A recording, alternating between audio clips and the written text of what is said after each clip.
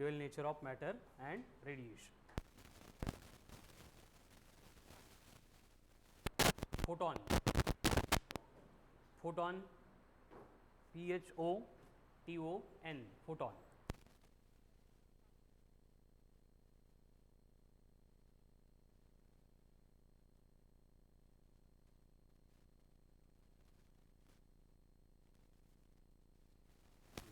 Third one there. What is meant by photon? Yes, positively charged particles. Photons are positively charged particles. असा आहे का काही? नहीं.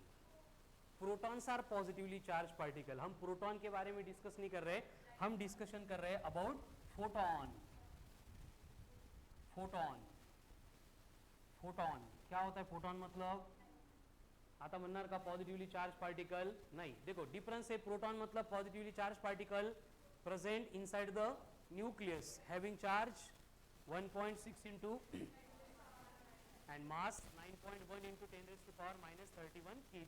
वो अलग है, खड़ा ना. यहाँ पे हम डिस्कस करने वाले हैं अबाउट फोटॉन. अब फोटॉन का मतलब क्या होता है? एक पार्टिकल है. फोटॉन मतलब क्या है? पार्टिकल है. और इसी पार्टिकल के नेचर से रिलेटेड हम आज का हमारा टॉपिक डिस्कस करने वाले हैं, that is dual nature. Dual nature of matter and radiation.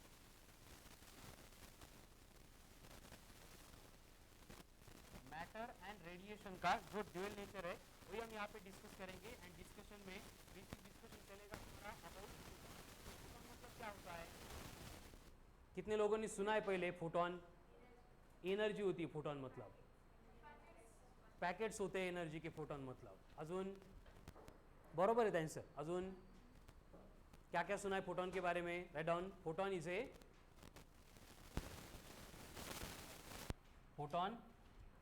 Particle. Photon is a particle. अरे Nikita, photon is a particle. 12th exam दिली का बोर्डची? Photon is a particle which travels through the medium, किंवा travels through the vacuum लिया. travels through vacuum with very high speed. कितनी होती है इसकी स्पीड?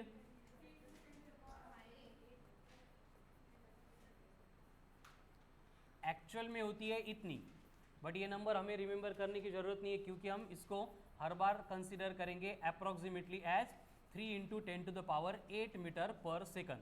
बट ये प्रैक्टिकली कभी भी इक्वल टू 3 × 10⁸ नहीं होती है.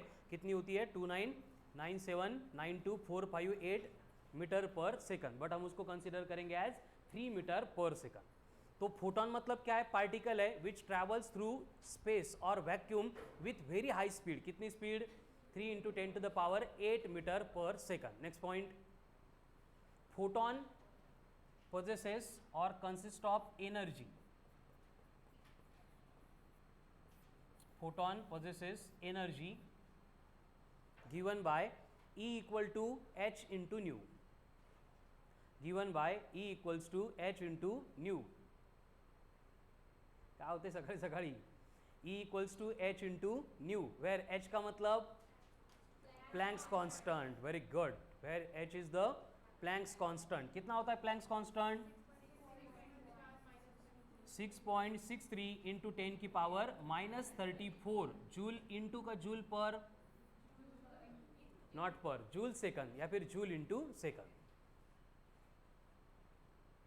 एंड न्यू का मतलब what is new? Frequency of incident radiation. New is the frequency of incident radiation. New is the frequency of incident radiation. तो हमें मालूम है कि V इज इक्वल्स टू क्या होता है? n into lambda. n को हम यहाँ पे न्यू बोल रहे हैं फ्रीक्वेंसी को, तो V इक्वल्स टू क्या बनेगा? New into lambda. तो हम यहाँ पे न्यू जो है फ्रीक्वेंसी का उसको रिप्लेस कर सकते हैं बाय V बाय लैम्बडा. यानी फोटॉन की एनर्जी बनेगी h V by lambda. But practically यहाँ पे v मतलब हर बार लाइट की स्पीड रहेगी। 3 इंटू 10 टू द पावर 8 मतलब किसकी होती है, लाइट की स्पीड, इसलिए हम यहाँ पे वेलोसिटी के लिए नोटेशन यूज करेंगे c। तो फोटोन के एनर्जी का हमें और एक रिलेशन मिलता है, that is h C by lambda, h C by lambda. Again h का मतलब कितना होता है प्लैंक्स कांस्टेंट, c कितनी होती है speed of light, +8 -8, and lambda is the wavelength, किसकी वेवलेंथ। तो कोई लाइट अगर इंसिडेंट हो रही है जिसकी वेवलेंथ आपको बोला है कि 5000 एंगस्ट्रॉम है, तो उस लाइट में कितनी अमाउंट ऑफ एनर्जी होगी, कैलकुलेट करो। वेवलेंथ कितनी है, 5000 एंगस्ट्रॉम, कैलकुलेट एनर्जी।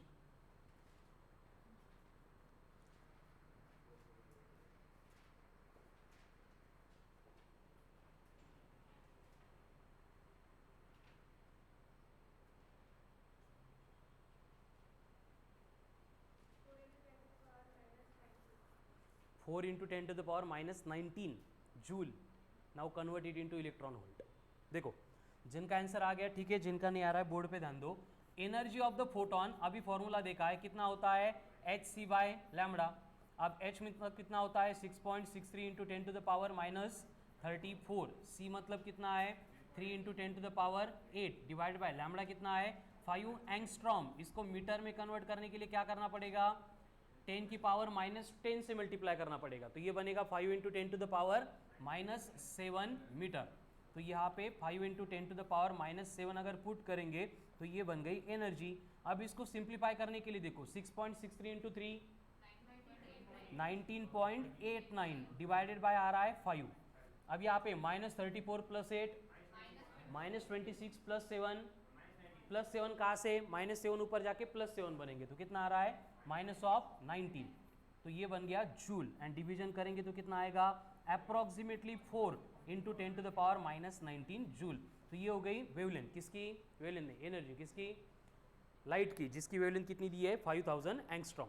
एंड वही आंसर जब भी हमें इलेक्ट्रॉन वोल्ट में कन्वर्ट करना पड़ता है, याद रखो 1.6 इंटू 10 टू द पावर -19, इस नंबर से अगर हम डिवाइड करेंगे तो हमें आंसर किस में मिलेगा, इलेक्ट्रॉन वोल्ट में। आता सुरुवातीलाच यासाठी की या टॉपिक मधल्या प्रत्येक क्वेश्चन मध्ये फॉर्म्युला कॅल्क्युलेशन सगळं काही एकदम स्ट्रेट फॉरवर्ड सिंपल है, फक्त दोन कन्वर्जन आपल्याला एवरी स्टेप मध्ये रिक्वायर्ड है, कुठले वेवलेंथ के एंड उसके बाद में इलेक्ट्रॉन वोल्ट का जूल में।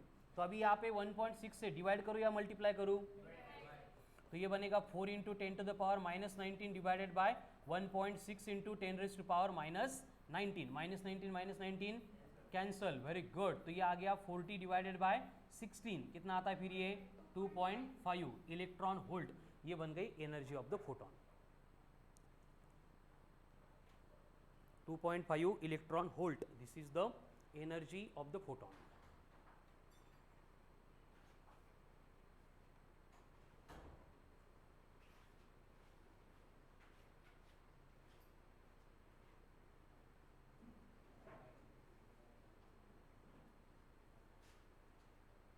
चलो क्लियर, वन मोर। कोई लाइट है, आपको बोला है उसकी फ्रीक्वेंसी है 10 टू द पावर 16 हर्ट्स और उसकी हमें वेवलेंथ चाहिए।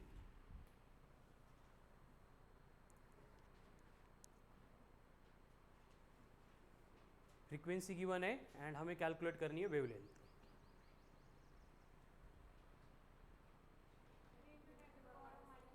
कैसे कैलकुलेट करेंगे, v equals to n into lambda या फिर न्यू इंटू लैम्बडा। तो लैम्बडा बनेगा v बाय n, v मतलब यहाँ पे c होता है, कितना होता है 3 into 10 to the power, frequency कितनी दी है 10 टू द पावर 16, तो वेवलेंथ कितनी हो गई 3 इंटू 10 टू द पावर -8 क्या मीटर, तो एंगस्ट्रॉम में कितना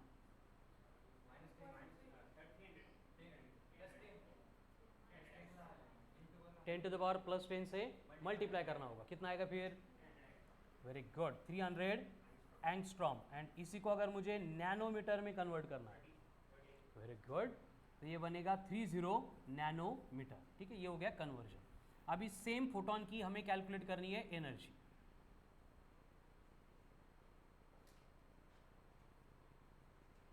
एच न्यू करो या फिर एच सी बाय लैम्बडा करो, अभी दोनों डेटा है,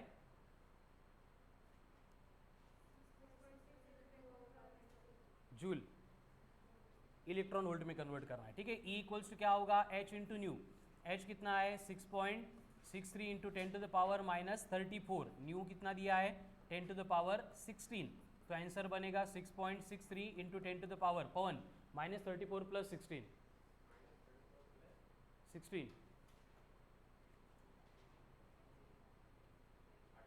18 नहीं -18, एंड इसको अगर ये बन गया जूल में, इलेक्ट्रॉन वोल्ट में कन्वर्ट करने के लिए 6.63 into 10 to the power minus 18 को डिवाइड करना पड़ेगा 1.6 इंटू 10 की पावर माइनस 19 से, तो इनका हो जाएगा, तो माइनस 19 ऊपर आके प्लस 19 माइनस 18 प्लस 10, मतलब कितना आ रहा है ये 66.3 डिवाइड बाय 1.6, बोलो 41 पॉइंट समथिंग इलेक्ट्रॉन वोल्ट, ये बन गई एनर्जी, ठीक है। येत आहे सगळ्यांचे आन्सर। नेक्स्ट, आपको बोला है कि कोई फोटोन है जिसकी एनर्जी आपको बोला है कि 4 इलेक्ट्रॉन वोल्ट है, तो उस केस में उसकी वेवलेंथ कितनी होगी। If energy of the photon is 4 electron volt then its energy will be, हाँ वेवलेंथ विल बी,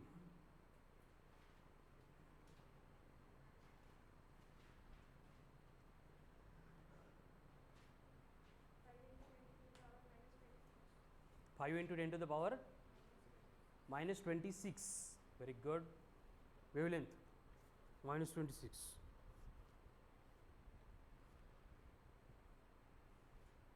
आता शाळा विचारताय ना तुझी शाळा कराडे फिजिक्स झाली आता। सबसे पहली स्टेप हमारी क्या होगी, जब भी हम क्वेश्चन सॉल्व करने को स्टार्ट करेंगे इलेक्ट्रॉन वोल्ट को हमें कन्वर्ट करना पड़ेगा जूल में, तो जूल का इलेक्ट्रॉन वोल्ट करते time 1.6 into 10 to the power minus 19 से डिवाइड करते थे, तो इलेक्ट्रॉन वोल्ट को जूल में कन्वर्ट करने के लिए क्या करना पड़ेगा, मल्टीप्लाई करना पड़ेगा, तो ये बनेगा 4 into 1.6 into 10 raise to power minus 19, यानी कि अब जाके एनर्जी बन गई 6.4 into 10 to the power minus 19 joule. अब एनर्जी आ गई सूरज, देन वेवलेंथ कैसे कैलकुलेट करेंगे, क्या रिलेशन होगा,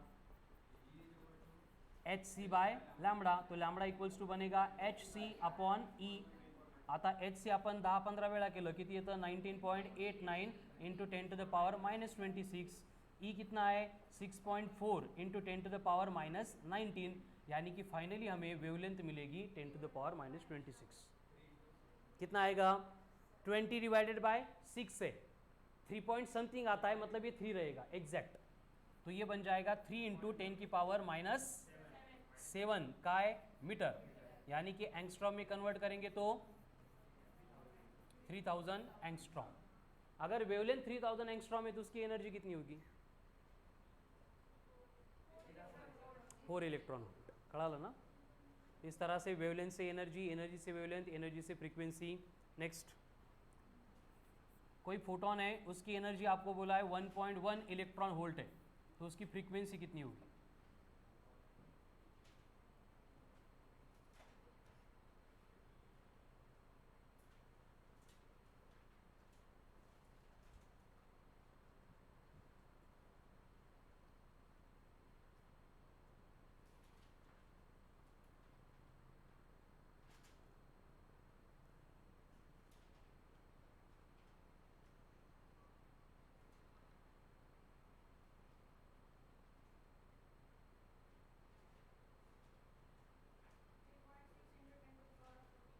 वन फोर काय हर्ट्स।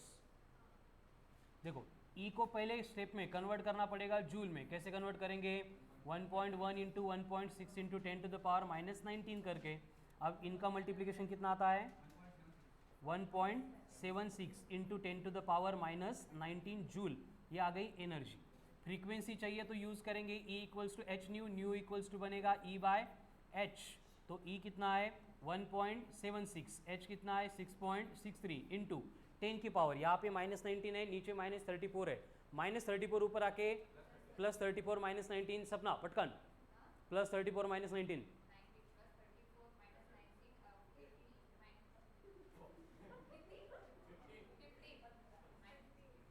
माइनस 15 50 है ना, 10 to the power 15. अब डिवीजन करो, कितना आएगा 17/6 मतलब again 2.8 into 10 to the power 14 hertz. हेच होतं का पवन तुझं? 10 to the power 13 येते का?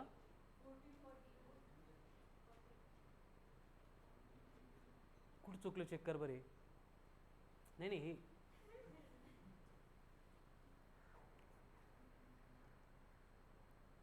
हो गया. Next, if nu is 2 into 10 to the power 15 hertz, then what will be the energy of the photon?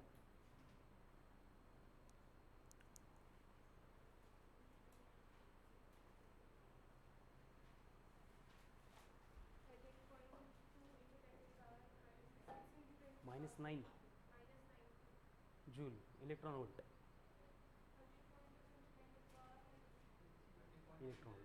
Electron volt answer compulsory प्रत्येक वेळी इलेक्ट्रॉन व्होल्टमध्येच असणार ऑप्शन्स. और इलेक्ट्रॉन वोल्टच कैलकुलेट करा. ई कितना बनेगा फिर h इंटू न्यू.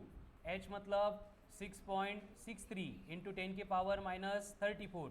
न्यू कितना है 2 इंटू 10 की पावर 15. मल्टीप्लाई करेंगे इसका डबल कितना आएगा 13.26 इंटू 10 की पावर सपना -34 प्लस 15 -19. Very good. ये जूल. इलेक्ट्रॉन वोल्ट के लिए क्या करना पड़ेगा 13.26 इंटू 10 की पावर -19 डिवाइडेड बाय 1.6 इंटू 10 की पावर -19. -19 कट, तो एनर्जी हो गई 13.26 अपॉन 1.6 6.5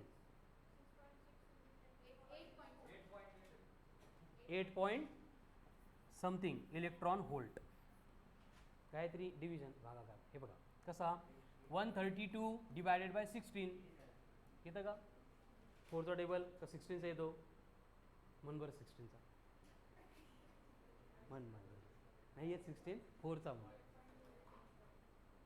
हो गया. नेक्स्ट, वेवलेंथ गिवन है 7500 angstrom. Then energy will B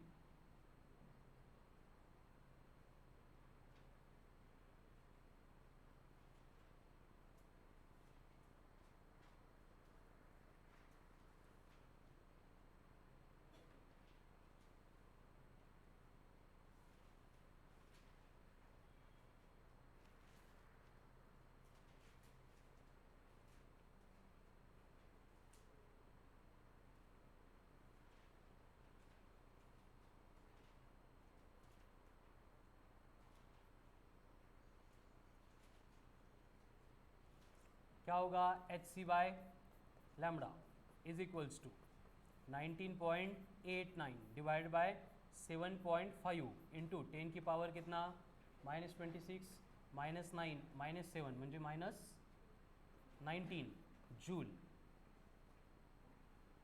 तो E इक्वल टू आएगा 2. म्हणजे 2.6 अपॉन 1.6 ये बनेगा इलेक्ट्रॉन वोल्ट. अब ये कितना आएगा 1.62 इलेक्ट्रॉन वोल्ट. ये बन गई energy of the given photon.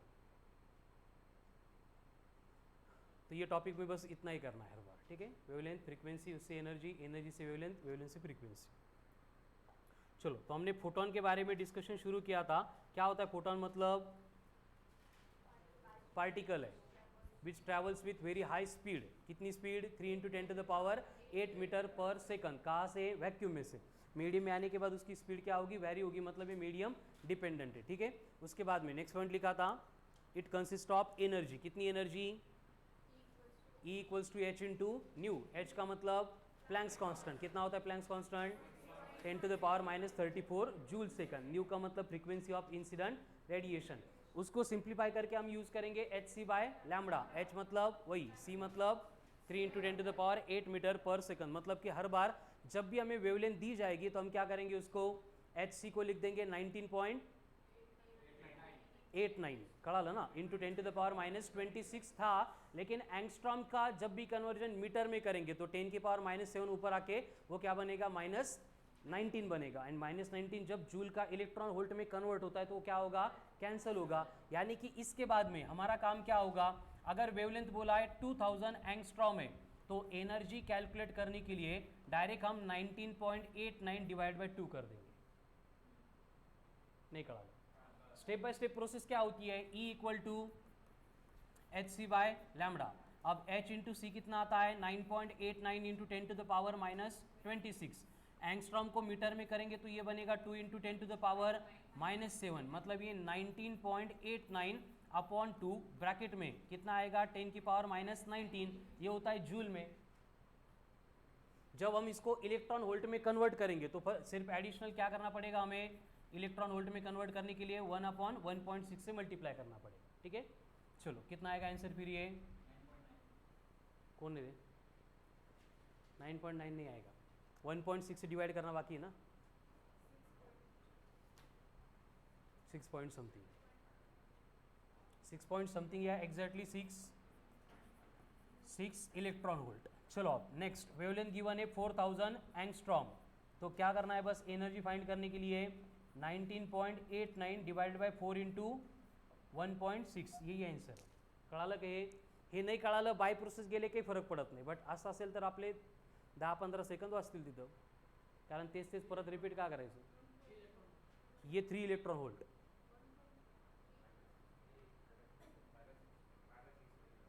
5/6 जवळपास, 3 आणि 5/6 जवळपास आहे का, ते लय लय लांब पास आहेत।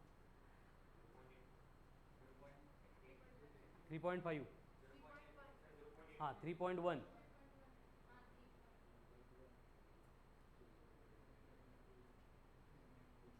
3.1 3.2 अप्रॉक्सीमेटली 3।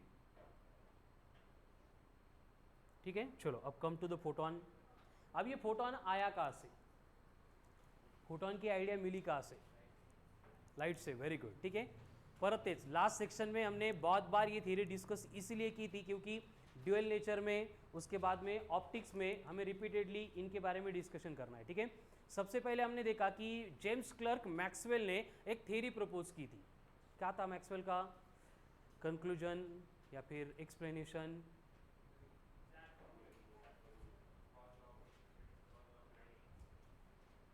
ते झाले आता, ते AMWचा सिलेबस झाला, बट नाउ ऑनवर्ड हमें जो रिक्वायर्ड है, क्या रिक्वायर्ड है, मैक्सवेल ने एक्सप्लेन किया था कि when ever oscillating charge, that is accelerating charge, is produced on the surface of conductor or in the space, it will emit energy in the form of electromagnetic wave, that is radiation, जिसमें क्या होता था, electric field gives rise to the magnetic field and magnetic field again gives rise to the electric field। इस तरह की बातें किसने explain की थी सबसे पहले, मैक्सवेल ने। ठीक है, अब ये मैक्सवेल ने थ्योरेटिकल पार्ट एक्सप्लेन करने के बाद 1854 में एक्सप्लेन करने के बाद 1865 तक ये सारी बातें रिकॉर्ड हो गई, मतलब एक पर्टिकुलर फॉर्मेट में स्टडी करने के लिए रेडी हो गई, मालूम हो गई हमें।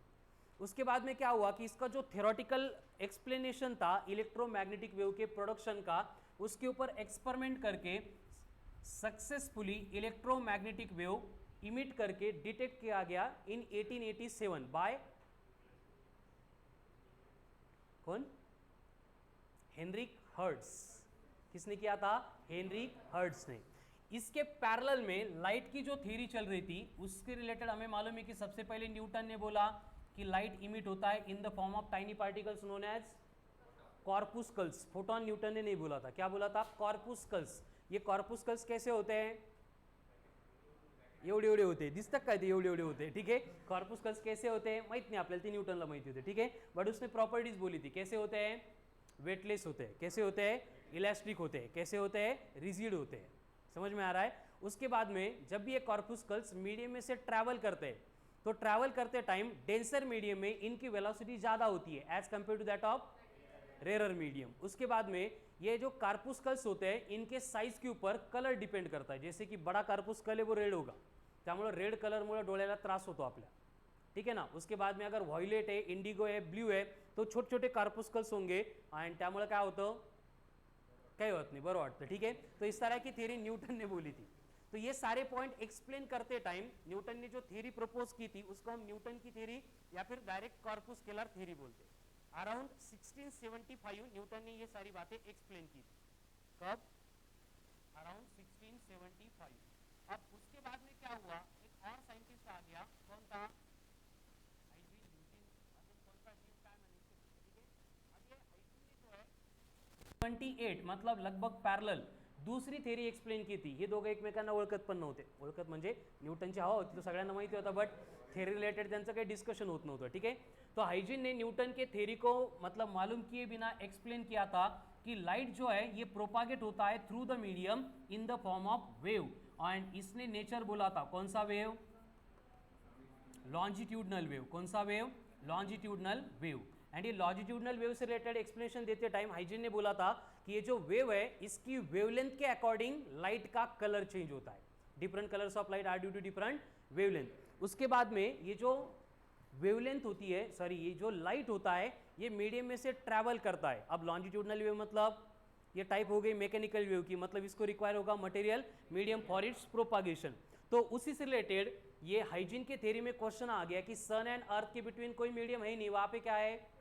वैक्यूम है, तो वहां से लाइट प्रोपागेट कैसे होती है? उससे रिलेटेड हाइजीन ने बोला था, क्या बोला था?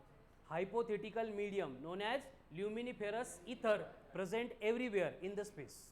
कौन सा ईथर? जो मीडियम में सब तरफ प्रेजेंट है। एंड इस ईथर की दो प्रॉपर्टीज है, एक ये ट्रांसपरंट है म्हणजे आपल्याला दिसणारच नाही, दूसरा इसकी डेंसिटी जीरो है। डेंसिटी जीरो मतलब मास पर यूनिट वॉल्यूम जीरो, यानी कि मास भी नहीं है, मतलब हम उसको किसी भी एक्सपेरिमेंट से मेजर भी नहीं कर सकते, डिटेक्ट भी नहीं कर सकते, देख भी नहीं सकते, ऐसा मीडियम वैक्यूम में प्रेजेंट है। ऐसे कौन बोल रहा था? हाइजीन। मग याला कसं काय दिसला ते माहित नाही, ठीक है, बट इसने ये थेरी बोल दी। उसके बाद में क्या हुआ, न्यूटनच्या समोर हे सगळे चिल्लर लोक होते, यांचं काही इज्जतच नव्हती, ठीक है। देन अगेन बहुत दिनों बाद अराउंड 1801 में थॉमस यंग आता है। Young, very good. और ये यंग क्या करता है? डबल स्लिट YDAC आठवतं का? Young's double slit experiment, very good, बोर्डासाठी प्रिपेयर केलं असेल है ना। YDAC Young's double slit experiment perform करता है, एंड उस एक्सपेरिमेंट में ये प्रूव करता है कि लाइट जो है इंटरफेरेंस ये फिनोमिनन ओबे करते हैं। मतलब लाइट का क्या होता है? इंटरफेरेंस होता है। Now what is mean by interference? Modification in the intensity of light produced by the superposition of two or more waves. What is superposition? When two or more waves traveling through the medium arrives at a point of the medium simultaneously. आठवत है पण कस काय आठवत है? Waves में हुआ था वही सारी बातें, ठीक है। तो फिर से अगर लाइट कॉर्पुस्कल्स होते जैसे न्यूटन ने बोला है तो उनका इंटरफेरेंस नहीं होना चाहिए था, लेकिन यंग ने प्रूव किया कि उसका इंटरफेरेंस हो रहा है। अगेन उसके बाद में 1820 में फ्रेस्नल आता है, और ये फ्रेस्नल जो है एक एक्सपेरिमेंटली फिर से प्रूव करता है कि speed of light is greater in rare medium than in denser medium. Newton ने क्या बोला था? Speed of light is greater in than in rare medium, मतलब एग्जैक्टली उल्टा है, ये फ्रेस्नल प्रूव करता है। उसके बाद में 1849 में और एक जापानीज आता है फिजाऊ, और ये क्या करता है? एक्सपेरिमेंटली लाइट की स्पीड डिटेक्ट करता है, डिटरमाइन करता है, दैट इज 3 × 10⁸ मीटर पर सेकंड। मतलब न्यूटन को छोड़ के बाकी सब लोगों ने जो बोला था वो न्यूटन के थ्योरी को मॅच ही नहीं कर रहा था, समझ में आ गया। लेकिन फिर भी न्यूटन था तो अपन एवढ्या लवकर ॲक्सेप्ट करत नव्हतो, यांच्या थ्योरी टेम्पररी अपन स्टडी करत होतो, बट एक्चुअल लाइट मतलब क्या है? जो न्यूटन ने बोला था उसी को अपन फॉलो कर रहे थे। एंड न्यूटन का जो भी एक्सप्लेनेशन था वो मैकेनिक्स से रिलेटेड था। जैसे कि न्यूटन ने बोला था कि लाइट का क्या होता है? रिफ्लेक्शन होता है। लाइट का क्या होता है? रिफ्रैक्शन होता है। रिफ्लेक्शन की डेफिनेशन क्या है? Bouncing back of light rays into same medium, मतलब सिमिलर है। किसके सिमिलर? जैसे कि हम कोई भी स्मूथ नहीं, एकदम पॉलिश सरफेस पे टेनिस बॉल या फिर कोई भी ऑब्जेक्ट अगर वहां पे इंसिडेंट करेंगे तो क्या होता है? बाउंस बैक करता है। तो न्यूटन ने बोला था वही हो रहा है, ये जो पार्टिकल है छोटे छोटे कार्पुस्कल्स, ये अगर मिरर के ऊपर जाके इंसिडेंट हो गए तो वो क्या करते हैं? बाउंस बैक करते हैं। उसके साथ में कुछ पार्टिकल होते हैं जो रिफ्रैक्ट होते हैं, मतलब मीडियम के अंदर घुस जाते हैं। उससे रिलेटेड न्यूटन का बोलना था कि अगर मीडियम के जो पार्टिकल है, जिस मीडियम में हमने लाइट को इंसिडेंट किया है, उसकी स्पेसिंग अगर कॉर्पुस्कल से छोटी है तो वो रिफ्लेक्ट होंगे, उसकी स्पेसिंग अगर कॉर्पुस्कल से, तो कॉर्पुस्कल्स घुस जाएंगे, मतलब रिफ्रैक्शन होगा। लेकिन हमें बाद में समझ में आ गया कि कभी कभी पार्शियल रिफ्लेक्शन एंड रिफ्रैक्शन भी होता है। तो वहाँ पे क्यों ऐसे हो गया, कुछ फोटॉन नहीं, कुछ कार्पुस्कल्स अंदर चले गए, कुछ रिफ्लेक्ट होके वापस आ गए. यापैकी कुठल्याही क्वेश्चनचा आन्सर न्यूटनच्या थेरीकडे नव्हतं. ठीक आहे. इसलिए हमने क्या किया, जब मैक्सवेल का एक्सप्लेनेशन आ गया और मैक्सवेल ने एक्सप्लेन किया कि there is new type of wave that is electromagnetic wave, जिनको मीडियम में से प्रोपागेट होने के लिए रिक्वायरमेंट ही नहीं है मटेरियल मीडियम की. एंड दूसरा, वो ट्रैवल करेंगे विथ वेरी हाई स्पीड, कितनी 3 × 10⁸ मीटर पर सेकंड. तो हमने फिर 1 by 1 इस थेरी का एंड न्यूटन के थेरी का कंपैरिजन शुरू किया. फिर हमारा कंक्लूजन था कि न्यूटन के थेरी के सब पॉइंट रिजेक्टेड है, एक भी करेक्ट नहीं था. समझ में आ गया. तो ऐसे चलते चलते 1865-70 तक पूरा पैटर्न, पूरा एक पार्ट रेडी था. हमारे पास लाइट की पूरी इंफॉर्मेशन थी कि लाइट मतलब कौन है, वेव है. कौन से वेव है, इलेक्ट्रोमैग्नेटिक वेव है. एंड वेव थ्योरी को समझने के लिए हमने हाइजीन की हेल्प लेके इसमें मॉडिफिकेशन कर दिया कि ये लॉन्जिट्यूडनल नहीं है, ये कौन सा है, ट्रांसवर्स वेव है जो इलेक्ट्रोमैग्नेटिक नेचर के. एंड उसके बाद में लाइट की एक कंप्लीट थ्योरी रेडी थी. लेकिन उसी बीच ये 1887 में एक थोड़ा प्रॉब्लम हो गया. 1887 में जो हेनरिक हर्ट्ज था, ये एक्सपेरिमेंट परफॉर्म कर रहा था किसके साथ, हॉलवॉक एंड लिनार्ड. काय म्हटलं पवन, EMW के साथ. नाही, EMW वर करत होता एक्सपेरिमेंट, पण सोबत कोण होता त्याच्या, हॉलवॉक एंड लिनार्ड. इनके साथ एक्सपेरिमेंट परफॉर्म कर रहा था. तो हर्ट्ज का ध्यान तो इलेक्ट्रोमैग्नेटिक वेव के प्रोडक्शन एंड डिटेक्शन के ऊपर था. लेकिन उसी एक्सपेरिमेंट में ये हॉलवॉक, लिनार्ड, इन्होंने कुछ ऑब्जर्वेशन किया. इनका ऑब्जर्वेशन कुछ तो प्रीवियस थ्योरीज के साथ मैच नहीं कर रहा था. इसलिए हर्ट्ज ने उन्होंने इनको सेपरेट वर्क दिया था कि आप सेपरेट स्टडी करो कि ये ऐसा क्यों हो रहा है, एक्चुअल में वहाँ पे क्या प्रॉब्लम हो रहा है, जिससे कि अब तक जो पार्ट हमने स्टडी किया था वो फॉलो नहीं हो रहा है. ठीक है. तो उससे रिलेटेड मतलब ये ऑब्जर्वेशन क्या था, तो उसमें हमें फोटो इलेक्ट्रिक इफेक्ट की आइडिया मिलती है. क्या हो रहा था, हमने लास्ट टॉपिक में EMW में हेनरी हर्ट्ज का एक्सपेरिमेंटल सेटअप के बारे में डिस्कशन किया था. तो हेनरी हर्ट्ज क्या करता था, जनरली एक फुटबॉल के ग्राउंड के ऊपर गोल पोस्ट में इमीटर प्लेस करता था, दूसरे गोल पोस्ट में रिसीवर प्लेस करता था. तो ऑब्जर्वेशन ये था कि जो पोटेंशियल डिफरेंस अप्लाई किया था वो कांस्टेंट था for the production of electromagnetic wave. अगर पोटेंशियल डिफरेंस कांस्टेंट है, इसका मतलब एक्सेलरेशन होगा या फिर ऑसिलेशन होगा, उसकी फ्रीक्वेंसी भी कांस्टेंट है. इसका मतलब जो भी इलेक्ट्रोमैग्नेटिक वेव इमिट होता है उसकी इंटेंसिटी, उसकी फ्रीक्वेंसी, उसकी एनर्जी, एवरीथिंग वाज कांस्टेंट. लेकिन फिर भी इस एक्सपेरिमेंट में होता क्या था, ड्यूरिंग डे टाइम म्हणजे सकाळपासून संध्याकाळपर्यंत लाइट की जो इंटेंसिटी थी उससे बहुत कम इंटेंसिटी सनसेट के बाद में मिलती थी. म्हणजे दिवसभर इंटेंसिटी जास्त असायची, संध्याकाळी इंटेंसिटी कमी व्हायची. बट ये रिपीटेडली रोज हो रहा था. लेकिन ये क्यों होता है, एक्सपेरिमेंटल सेटअप के एनालिसिस से इनको कुछ भी समझ में नहीं आ रहा था. इसलिए हॉलवॉक एंड लिनार्ड ने सेम कंसेप्ट के ऊपर वर्क किया था फॉर खूब वर्ष. मतलब 1896 तक इनको एक्सपेरिमेंट बनाने के लिए टाइम लग गया. 1896 से लगभग 1902 तक किती झाले, 5-6 वर्ष. आपण 2 मिनिटात स्टडी करून संपून टाकणारी कन्सेप्ट. ठीक है. बट यांनी काय केले, अराउंड 6 इयर्स तक ये एक्सपेरिमेंट परफॉर्म किया. एंड उस एक्सपेरिमेंट में इनको समझ में आ गया कि वहाँ पे क्या हो रहा है, फोटो इलेक्ट्रिक इफेक्ट हो रहा है. अब ये फोटो इलेक्ट्रिक इफेक्ट मतलब क्या होता है, आगे हम डिटेल में पढ़ेंगे. एक सिंपल प्रोसेस होती है जिसमें अगर एक मेटल रॉड है जिसको हम जनरली कैथोड बोलते हैं, इसके ऊपर अगर लाइट इंसिडेंट हो गई हाई फ्रीक्वेंसी की, जैसे कि हम यूवी लाइट कंसीडर कर सकते हैं, अल्ट्रा वायलेट लाइट, तो ये लाइट इंसिडेंट होने की वजह से इस सरफेस के ऊपर जो भी इलेक्ट्रॉन होते हैं, ये लाइट इंसिडेंट होने के बाद सरफेस से निकल के इस तरह से इमिट होते हैं. मतलब ये लाइट इंसिडेंट होने की वजह से इलेक्ट्रॉन इमिट होने लगे. एंड इस इफेक्ट को बोला गया फोटो इलेक्ट्रिक इफेक्ट. क्यों बोला गया, उसका रीजन आगे हमें समझ में आएगा. मतलब ऐसा फेनोमिनन ये हॉलवॉक, लिनार्ड एंड हर्ट्ज इन्होंने ऑब्जर्व किया था. समझ में आ रहा है. इसी बीच फिर से इनके एक्सपेरिमेंट से कुछ भी रिलेशन नहीं था और 1901 में सर मैक्स प्लैंक था, जिसका कांस्टेंट हम यूज करते हैं, प्लैंक्स कांस्टेंट. तो ये मैक्स प्लैंक का जो ऑब्जर्वेशन चल रहा था वो था ब्लैक बॉडी के रेडिएशन के ऊपर, कि ब्लैक बॉडी जो रेडिएट करती है हीट को, तो उसका रेट ऑफ इमिशन क्या होता है, कितनी एनर्जी इमिट करता है, इस तरह का ऑब्जर्वेशन वो करता था. एंड उसके लिए जो एक्सपेरिमेंटल सेटअप बनाया था, एक रूम थी जिसमें वैक्यूम था, एक हॉट बॉडी थी, एक कोल्ड बॉडी थी. एंड वो ऑब्जर्व करते टाइम उसका जो ऑब्जर्वेशन था वो छोड़ के इसको समझ में आ गया कि इस रूम में कोई भी दो बॉडीज को कनेक्ट करने के लिए मेटेलिक कंडक्टर नहीं है. मतलब हीट का कंडक्शन वहां पे नहीं हो रहा है. अगर वहां पे एयर ही नहीं है, इसका मतलब वहां पे, अरे एयर कंडक्शन कर देगा, एयर नहीं मतलब वहाँ पे कन्वेक्शन भी नहीं हो रहा है। हीट ट्रांसफर के 3 वेज होते हैं, conduction, convection, radiation. Very good. तो कंडक्शन नहीं हो रहा है, उसके बाद में कन्वेक्शन भी नहीं हो रहा है, लेकिन फिर भी क्या हो रहा है, हीट ट्रांसफर हो रही है। समझ में आ रहा है? अब ये हीट ट्रांसफर तो होती है, अब हीट मतलब क्या होता है, फॉर्म ऑफ एनर्जी। इसका मतलब हॉट बॉडी की एनर्जी कम हो रही है एंड कूल बॉडी की एनर्जी बढ़ती जा रही है। इसकी वजह से टेम्परेचर भी क्या हो रहा था, हॉट बॉडी का कम हो रहा था, कोल्ड बॉडी का बढ़ रहा था, मतलब इंक्रीज हो रहा था। इसका मतलब दो बॉडीज में एक्सचेंज हो रहा था। किसका एक्सचेंज हो रहा था, हीट का, मतलब एनर्जी का। Very good point. ठीक है, किसका एक्सचेंज हो रहा था, हीट का, मतलब एनर्जी का। अब ये एक्सचेंज करने के लिए रिस्पॉन्सिबल कौन था, रेडिएशन।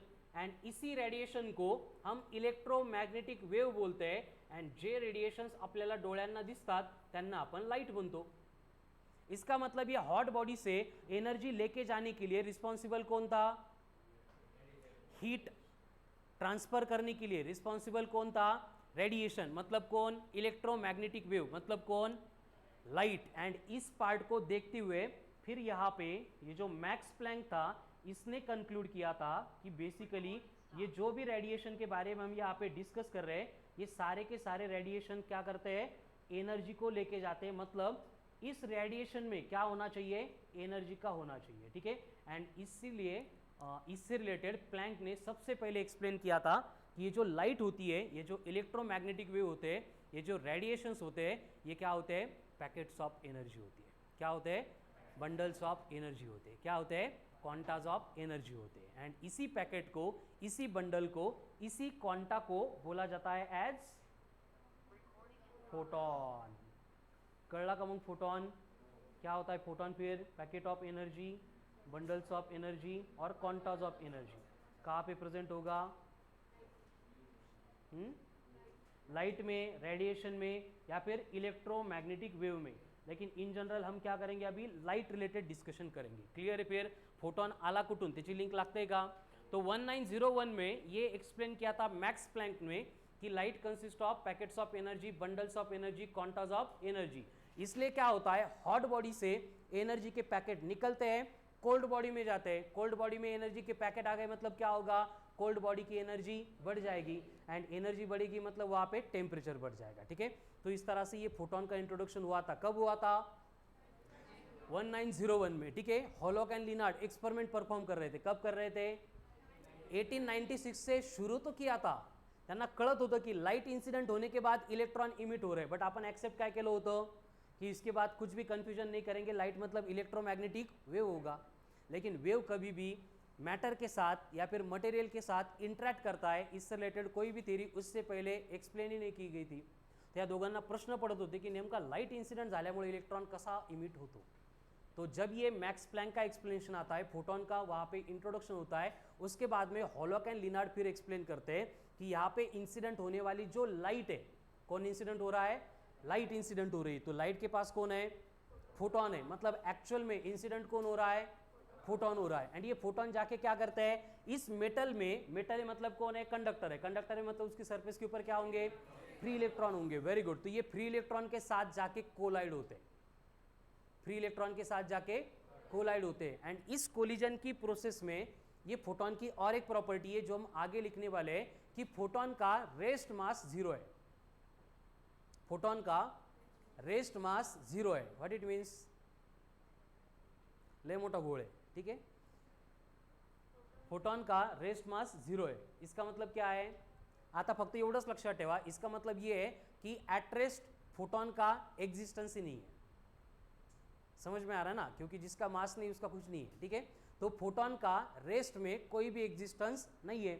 तो जब ये लाइट इंसिडेंट होती है, फोटॉन इंसिडेंट होते हैं, इलेक्ट्रॉन के साथ कोलाइड होते हैं, तो इस कोलिजन की प्रोसेस में उनका एग्जिस्टेंस ही नहीं रहता, मतलब फोटॉन वहाँ पे डिस्ट्रॉय हो गए।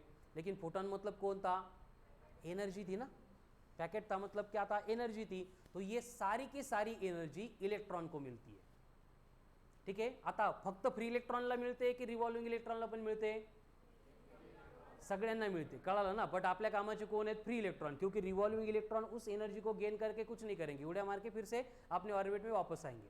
लेकिन जो फ्री इलेक्ट्रॉन है, अब फ्री इलेक्ट्रॉन फ्री क्यों हुआ था, पहले फर्स्ट ऑर्बिट से सेकंड, सेकंड से थर्ड, फिर आउटर मोस्ट में आ गया, मतलब वैलेंस बैंड में आ गया, एनर्जेटिक था, उसको और थोड़ी एनर्जी मिल गई, फिर वो न्यूक्लियस के फोर्स ऑफ अट्रैक्शन से फ्री हो गया, मतलब वो मैक्सिमम एनर्जी उसके पास पहले से ही है।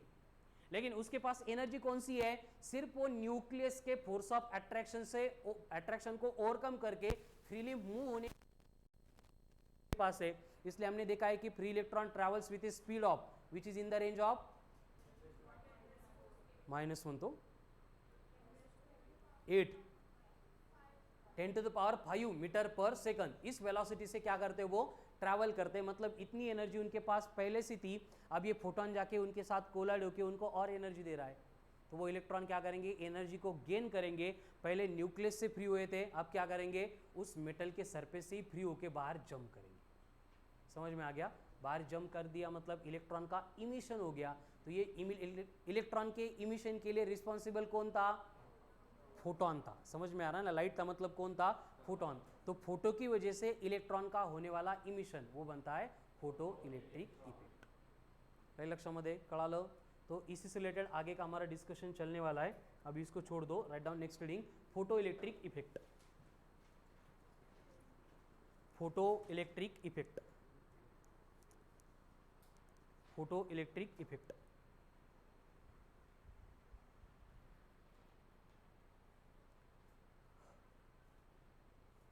Phenomenon of,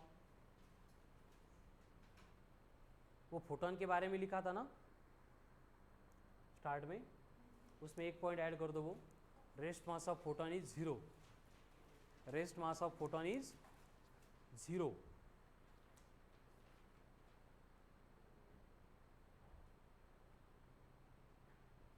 that is, it means what?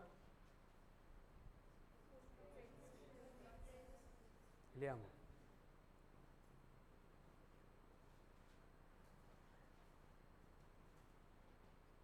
No existence of photons at rest, rest में फोटॉन्स का कोई भी एग्जिस्टेंस नहीं होता है। हो गया? चलो आगे, अब फोटो इलेक्ट्रिक इफेक्ट लिख रहे हैं। क्या होता है फोटो इलेक्ट्रिक इफेक्ट? मतलब फेनोमेनन ऑफ, किसका फेनोमेनन है? इमिशन। वेरी गुड, किसका इमिशन है? इलेक्ट्रॉन का। कहाँ से? From the surface of metal. कब? When it is expose to the radiation of suitable frequency. Right down, phenomenon of emission of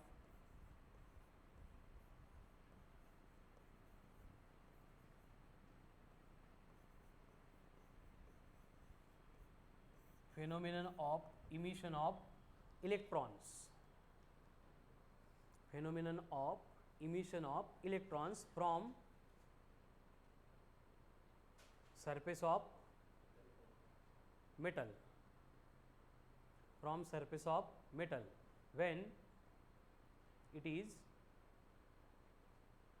exposed, when it is exposed to the radiations of, when it is exposed to the radiations of suitable frequency, when it is exposed to the radiations of suitable frequency, and emitted electrons are known as photoelectrons। जो electron emit हो गए उनको क्या बोलना है? As photo electron. अर्थ काय?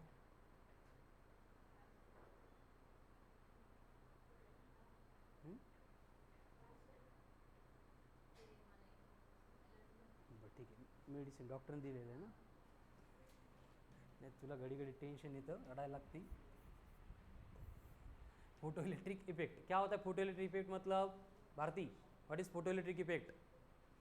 Phenomenon of, आता लिहिलं बेटा, phenomenon of emission of electron from the surface of metal when it is expose to the radiations of suitable frequency, phenomenon of production emission of electron from the surface of metal when it is exposed to the radiation of suitable frequency is called as photoelectric effect and emitted electrons are known as photoelectrons। Clear है? फिर मतलब क्या होता है? Simple, एक अगर हम यहाँ पे कैथोड प्लेस करेंगे, उसके साथ में सामने एक एनोड होगा, इन दोनों को कनेक्ट करेंगे एंड प्रोवाइड करेंगे पोटेंशियल डिफरेंस, जैसे कि ये प्लस है,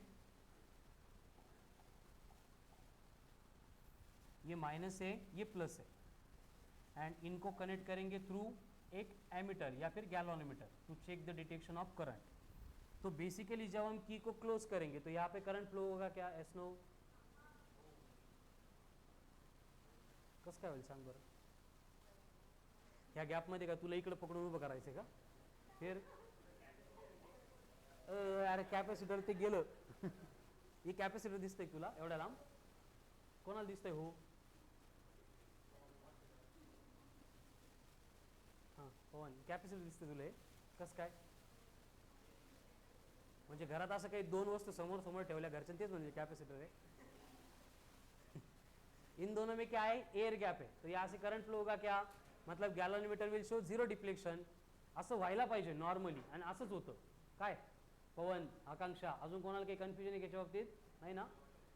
तो इसको अगर हम एक ग्लास ट्यूब में एनक्लोज करेंगे एंड इसके अंदर अगर वैक्यूम होगा, अब करंट फ्लो होगा क्या, अरे थांबा थांबा कसं होईल बेटा, का बरं इमिट करेल इलेक्ट्रॉन,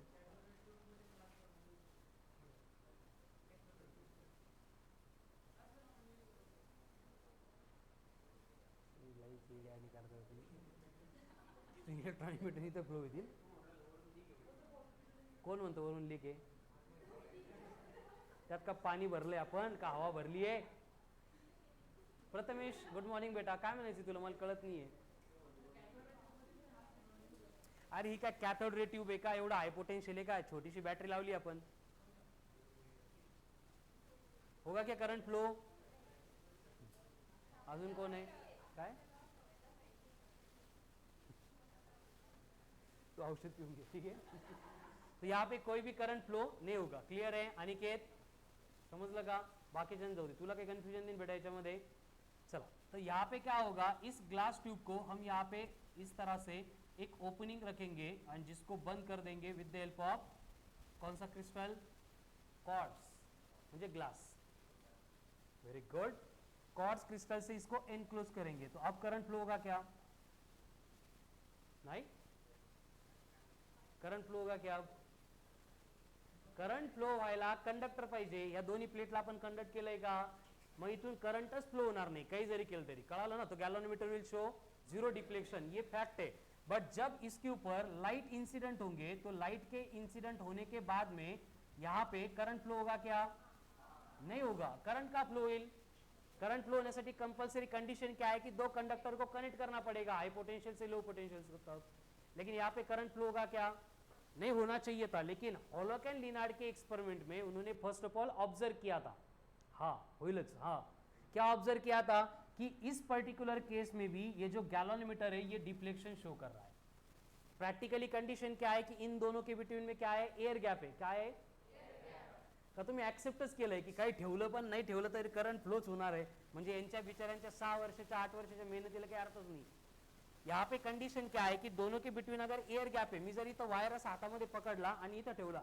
निकिताला शॉक लागेल का, घाबरू नको बेटा ठीक है, शॉक लागेल का, नहीं लागणार ना, कळालं ना, तीच कंडीशन इथं है, दोनों प्लेट के बिटवीन एयर गैप है, तो वहां पे कोई भी करंट फ्लो नहीं होगा, लेकिन हॉलोक एंड लिनार्ड ने ऑब्जर्व किया था इस तरह से अगर लाइट इस कैथोड के ऊपर इंसिडेंट होती है तो गैल्वेनोमीटर डिफ्लेक्शन शो कर रहा है, मग हा का शो करतो हे समजायला त्यांना 6 वर्ष लागले, ते सांगतात कॅपॅसिटर होऊन जाईल ना, असं नसतं ते ठीक है, फिर कैसे करंट फ्लो होता है ये एक्सप्लेन करते टाइम ये फोटो इलेक्ट्रिक इफेक्ट का मतलब एक्सपेरिमेंट का या फिर न्यू कंसेप्ट का इंट्रोडक्शन हमें यहाँ पे मिलता है, तो ये ऐसे क्यों होता है उसका रीज़न अभी जो हमने डिस्कस किया, ये सारी बातें किसने एक्सप्लेन की थी, जे रीज़न मी सांगितलं ते कोणी एक्सप्लेन केलं होतं, अरे येड्या गबाळ्यांनो न्यूटननी सॉरी आइन्स्टाईननी केलं होतं, हॉलोक एंड लिनार्ड का बस ऑब्झर्वेशन था, असं होतं का होतं हे त्यांना माहीत नव्हतं, ते कोणी एक्सप्लेन केलं होतं, आइन्स्टाईननी, आणि त्या एका गोष्टीसाठी त्याला नोबेल प्राइज पण दिलं होतं, आपण इथं बसून सांगताय होऊन जाईल करंट फ्लो,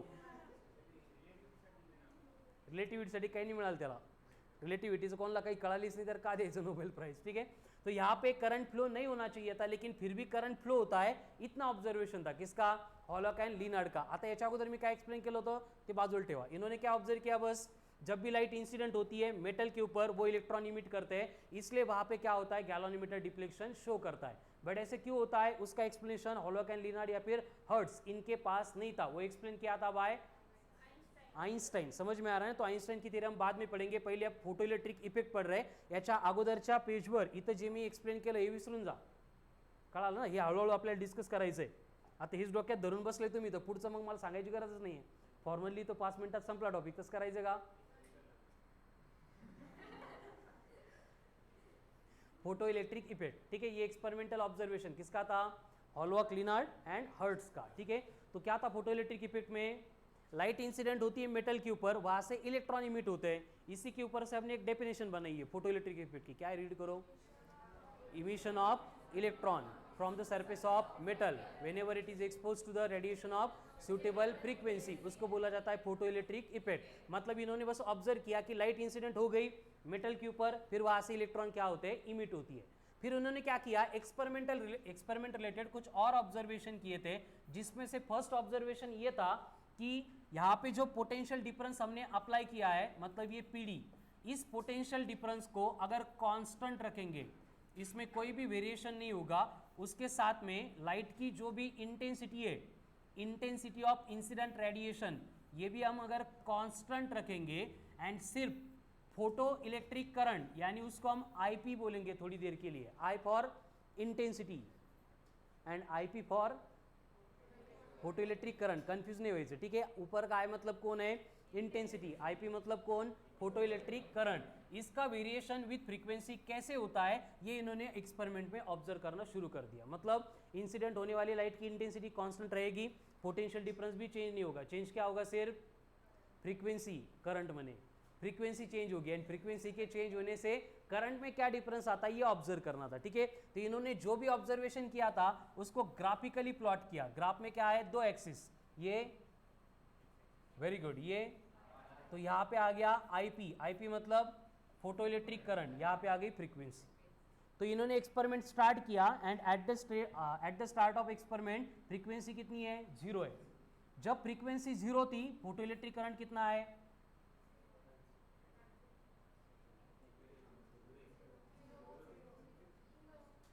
आता कुठला पॉइंट जर मी ओ ला घेतला, ओरिजिनला, त्याचा वाय कोऑर्डिनेट 0 येतो का मॅक्झिमम येतो? तुम्हाला कळत नाही का काय काय चाललंय, काय नाही का, फास्ट होत आहे का, मला कळत नाही आहे का, फ्रिक्वेन्सी मॅच होत नाही 3-4 दिवसाच्या गॅपमुळं. हा म्हणे कोण आहे ते, असे आंसर का देता है मग? ठीक है, तो यहाँ पे एक ग्राफ ड्रॉ करना है. Initially frequency of incident radiation 0 है, तो फोटो इलेक्ट्रिक करंट कितना है, फिर उन्होंने ग्रेजुअली फ्रीक्वेंसी इंक्रीज करना शुरू कर दिया. तो नेक्स्ट फ्रीक्वेंसी के लिए अगेन फोटो इलेक्ट्रिक करंट कितना है, 0 आहे. कुठं बढेगा, वाय कोऑर्डिनेट 0च आहे त्याचा. एक्स ॲक्सिसवर कुठलाही पॉईंट घेतला का त्याचा वाय कोऑर्डिनेट 0 असतो. कळालं ना? म्हणजे करंट किती अगेन 0 है. अगेन वहाँ पे फ्रीक्वेंसी को इंक्रीज किया, फोटो इलेक्ट्रिक करंट कितना है, वेरी गुड. ठीक है, फ्रीक्वेंसी और बढ़ा दी तो फोटो इलेक्ट्रिक करंट कितना हो गया, फ्रीक्वेंसी और बढ़ा दी तो वहाँ पे फोटो इलेक्ट्रिक करंट अब 0 नहीं था, वो सडनली इंक्रीज हो गया. कळालं ना? मतलब ये जो फ्रीक्वेंसी थी न्यू नॉट, इसके कम फ्रीक्वेंसी का लाइट अगर इंसिडेंट हो गया तो वहाँ पे कोई भी फोटो इलेक्ट्रिक करंट यहाँ पे फ्लो ही नहीं होता है. समझ में आ गया? मतलब यहाँ पे ये हॉलॉक एंड लिनार्ड ने ऑब्जर्व किया था, there is a minimum cut off frequency below which काय photo emission, very good, is not possible.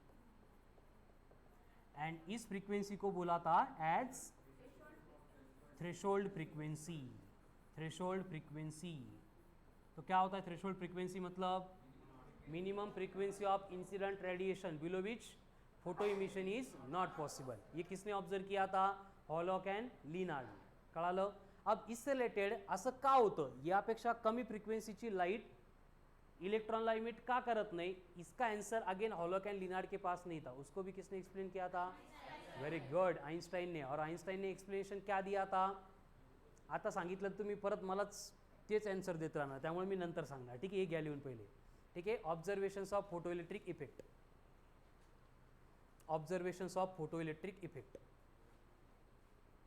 Observations of photoelectric effect. उसमें first observation if PD constant I constant and variation of IP versus nu. काय आहे observation फिर graph में, ग्राफच्या बाजूला काहीतरी लिहिलं आहे तेवढं लिहा म्हणजे तुम्हाला ग्राफमध्ये काय ते कळेल. फिर यहाँ से हमें न्यू टाइप ऑफ फ्रीक्वेंसी मिलती है दैट इज थ्रेशोल्ड फ्रीक्वेंसी. हो PD म्हणजे potential difference.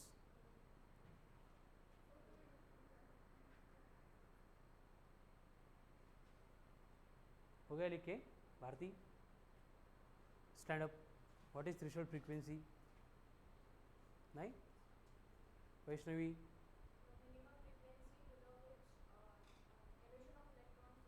Very good. Photo emission और इलेक्ट्रॉन का emission not possible.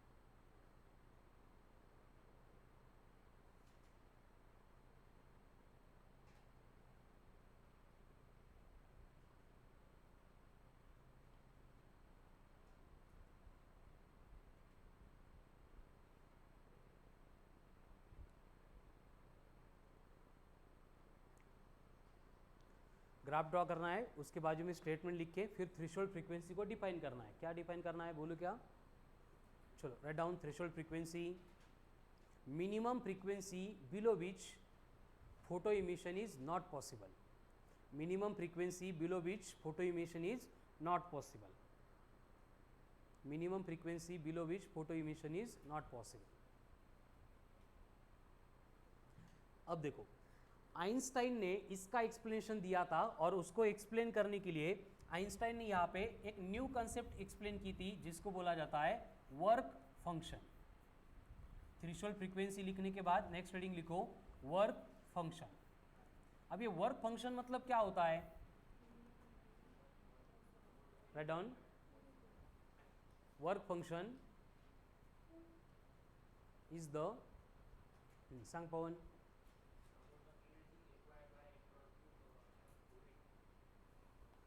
Very good. Write down. Minimum amount of energy, minimum amount of energy, minimum amount of energy required by an electron. Minimum amount of energy required by an electron to get free from the surface of metal. To get free from the surface of metal by an electron to become or to get free from the surface of metal. म्हणजे जसं आपण बोलतो की hydrogen के first orbit में electron की energy कितनी है? -13.6 इलेक्ट्रॉन वोल्ट. मतलब इतनी अमाउंट ऑफ एनर्जी अगर इलेक्ट्रॉन को मिल गई कहाँ पे? हाइड्रोजन एटम के फर्स्ट ऑर्बिट में, तो इलेक्ट्रॉन हाइड्रोजन एटम के न्यूक्लियस के फोर्स ऑफ अट्रैक्शन से फ्री हो जाएगा, मतलब उसका आयोनाइजेशन होगा. उसी तरह से मेटल के सरफेस के ऊपर जो फ्री इलेक्ट्रॉन होते हैं उनको मेटल के सरफेस से बाहर आने के लिए भी क्या होता है? कुछ अमाउंट ऑफ एनर्जी रिक्वायर्ड होती है. एंड जितनी अमाउंट ऑफ एनर्जी उनको सरफेस से बाहर आने के लिए रिक्वायर्ड है उसको बोला जाता है as work function, denoted by phi naught, given by phi naught equals to. इसका फॉर्मूला एक्सप्लेन करते टाइम न्यूटन नहीं आइंस्टाइन बोलता है phi naught is given by h into nu naught. क्या होता है फाई नॉट? मतलब h into nu naught. Again h का मतलब न्यू नॉट, फ्रीक्वेंसी कौन सी? Threshold frequency. ठीक है. अब इसका ऐसा यूनिट क्या होगा वर्क फंक्शन का? एनर्जी मतलब ऐसा यूनिट होगा जूल, बट क्वेश्चन में हर बार दिया जाएगा in terms of electron volt. तो जूल का इलेक्ट्रॉन वोल्ट या फिर इलेक्ट्रॉन वोल्ट का जूल में कन्वर्जन कैसे करना है? अगर जूल का इलेक्ट्रॉन वोल्ट में करना है तो डिवाइड करना है, एंड अगर इलेक्ट्रॉन वोल्ट को जूल में कन्वर्ट करना है तो मल्टीप्लाई करना है. किससे? एक नंबर से. कौन सा नंबर? 1.6 into 10 raise to power minus 19. 1.6 into 10 raise to power minus 19. Clear है? तो ये हो गया वर्क फंक्शन. अब कंडीशन क्या है देखो, इस वर्क फंक्शन में हमने जो फ्रीक्वेंसी ली है वो कौन सी फ्रीक्वेंसी है? New not. समझ में आ गया? फिर ऐसे क्यों होता है? क्योंकि वर्क फंक्शन मतलब एनर्जी रिक्वायर्ड है. किसको? इलेक्ट्रॉन को. वो एनर्जी इलेक्ट्रॉन को मिलती कहाँ से? व्यवस्थित विचार करा, आने वाला जो फोटॉन है वही एनर्जी देगा इलेक्ट्रॉन को, लेकिन इलेक्ट्रॉन को फ्री होने के लिए जो अमाउंट ऑफ एनर्जी रिक्वायर्ड है वो फाई नॉट है, तो वो एनर्जी अगर फाई नॉट के इक्वल होगी, अब इक्वल होगी मतलब फोटॉन की एनर्जी कितनी होती है h इंटू न्यू नॉट, तभी जाके इलेक्ट्रॉन उस सरफेस के ऊपर से फ्री हो सकता है। लेकिन फोटॉन की जो एनर्जी है वो फाई नॉट से अगर कम है, फाई नॉट से कम है मतलब कितनी है, h न्यू नॉट से कम है, तो इलेक्ट्रॉन जो है एनर्जी तो गेन करेगा लेकिन सरफेस से बाहर जंप करके आ ही नहीं सकता। समझ में आ रहा है? ये एक्सप्लेन किसने किया था? आइंस्टाइन ने, समझ लो, ठीक है। तो यहाँ पे जो फर्स्ट ऑब्जर्वेशन था हॉलॉक एंड लिनार्ड का कि there is a minimum cut off frequency below which photo emission is not possible, तो ऐसे क्यों नॉट पॉसिबल, उसका रीजन एक्सप्लेन करने के लिए आइंस्टाइन बोलता है कि वर्क फंक्शन होता है। क्या है वर्क फंक्शन? मतलब minimum cut off frequency below which photo emission not possible, ये जो थ्रेशोल्ड फ्रीक्वेंसी नहीं, यहाँ पे वर्क फंक्शन क्या होता है? Work function minimum amount of energy required by an electron to get free from the surface of metal, ये provide करेगा फोटॉन, तो फाई नॉट बनेगा equals to h into nu naught. Clear है? अब ये थ्रेशोल्ड फ्रीक्वेंसी की तरह next और एक कंसेप्ट आती है that is threshold wavelength. Threshold wavelength, अब ये थ्रेशोल्ड वेवलेंथ मतलब क्या होगा? Wavelength corresponding to threshold frequency. अब थ्रेशोल्ड वेवलेंथ में क्या लिखना पड़ेगा इसकी definition? Very good, right down, maximum, क्योंकि v equals to n lambda inversely proportional है फ्रीक्वेंसी एंड वेवलेंथ, तो wavelength minimum, sorry frequency minimum थी, वेवलेंथ मैक्सिमम होगी, ठीक है। Maximum wavelength above which photo emission is not possible, maximum wavelength above which photo emission is not possible.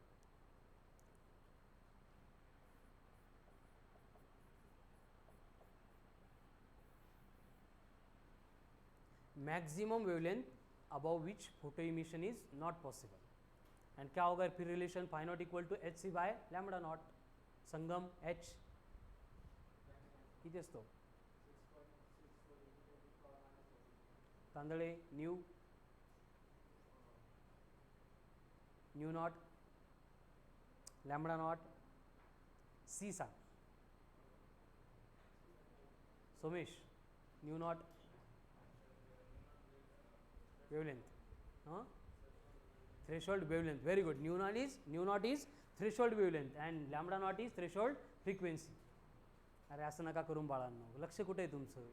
बघताय, ऐकताय, लिहिताय, तरी पण तुम्हाला सांगता येत नाही आहे, डोक्यात काय चालू आहे? Vaishnavi, new not threshold frequency किती असते? वेगवेगळी असते, बरोबर, त्यामुळे इथं आपण लिहून नाही दिले, ठीक आहे। It is different for different material और metal. Next, variation of photoelectric current with intensity of incident radiation, variation of photoelectric current with intensity of incident radiation, but यहाँ पे कंडीशन क्या होगी? New must be greater than और equal to new not, मतलब हम यहाँ पे potential difference constant रखेंगे, फ्रीक्वेंसी भी कांस्टेंट रखेंगे, लेकिन फ्रीक्वेंसी कितनी होनी चाहिए? एक तो इक्वल या फिर ग्रेटर, किससे? थ्रेशोल्ड फ्रीक्वेंसी से। ऐसे क्यों? क्योंकि अगर ये थ्रेशोल्ड फ्रीक्वेंसी से कम है तो इलेक्ट्रॉन इमिट ही नहीं होंगे, तो इंटेंसिटी में कितना भी वेरिएशन करेंगे तो यहाँ पे आईपी यानी फोटो इलेक्ट्रिक करंट में कोई भी वेरिएशन हमें नहीं मिलेगा, ठीक है। अगेन इनका जो ऑब्जर्वेशन था इन्होंने ग्राफिकली प्लॉट किया, वाई के अलॉन्ग आ गया आईपी, एक्स के अलॉन्ग आ गया आई, तो फिर यहाँ पे इनका ऑब्जर्वेशन था जब इंटेंसिटी ऑफ इंसिडेंट रेडिएशन 0 है फोटो इलेक्ट्रिक करंट, उसके बाद में इंटेंसिटी को बढ़ा दिया तो फोटो इलेक्ट्रिक करंट बढ़ गया, इंटेंसिटी को और बढ़ाया फोटो इलेक्ट्रिक करंट, तो इस तरह से स्टेप बाय स्टेप चेक करने के बाद हमें समझ में आ गया कि यहाँ पे ग्राफ मिलता है which is straight line passing through origin, and ये किसका ग्राफ होता है? डायरेक्टली प्रोपोर्शनल का, यानी intensity and photo electric current are directly proportional to each other. यहाँ पे frequency and photo electric current कोई प्रोपोर्शनलिटी रिलेशन फॉलो ही नहीं कर रहे थे, समझ में आ रहा है ना, लेकिन यहाँ पे क्या है? Directly proportional to the intensity of incident radiation. लेकिन कब? अगर फ्रीक्वेंसी थ्रेशोल्ड से ग्रेटर है तो। इसका मतलब क्या होगा? ग्रेजुअली हम जितनी इंटेंसिटी बढ़ाते जाएंगे फोटो इलेक्ट्रिक करंट बढ़ता जाएगा, समझ में आ गया। अब ये फोटो इलेक्ट्रिक करंट क्यों बढ़ रहा है इंटेंसिटी के साथ में?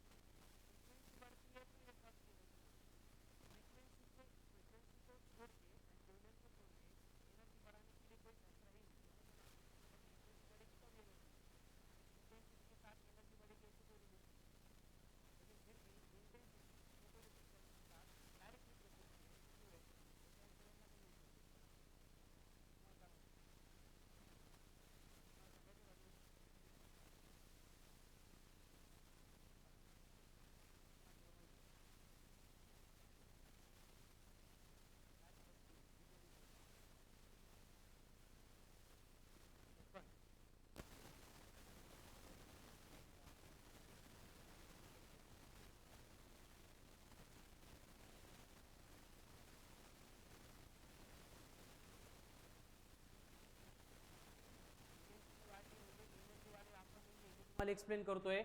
हमने इंटेंसिटी को पहले भी डिफाइन किया है. इंटेंसिटी का फॉर्मूला होता है incident energy per unit area per unit time.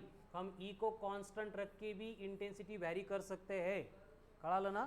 त्यामुळे इंटेंसिटी बढ़ेगी तो एनर्जी बढ़ेगी, ऐसे कुछ नहीं है.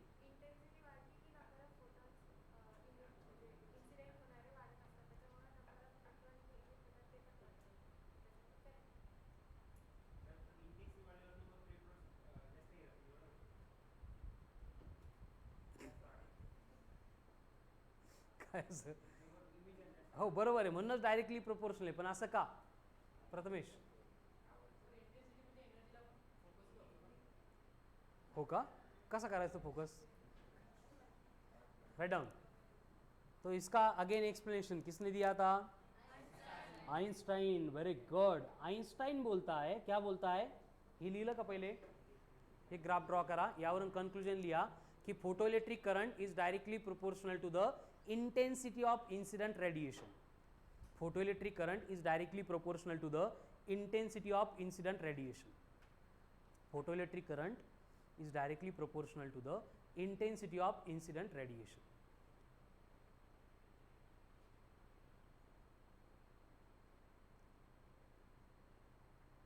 हो गया? अब इसका एक्सप्लेनेशन देने के लिए आइंस्टाइन बोलता है, तो right down next point. According to Albert Einstein, according to Einstein, intensity of light means number of photons present in the light.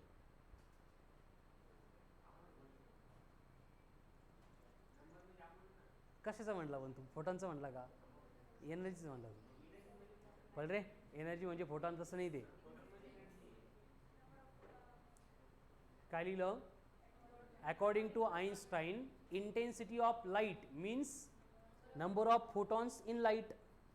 अब इससे क्या होगा, अगर इंटेंसिटी बढ़ेगी, that is when intensity increases, number of photons striking per unit area per unit time increases.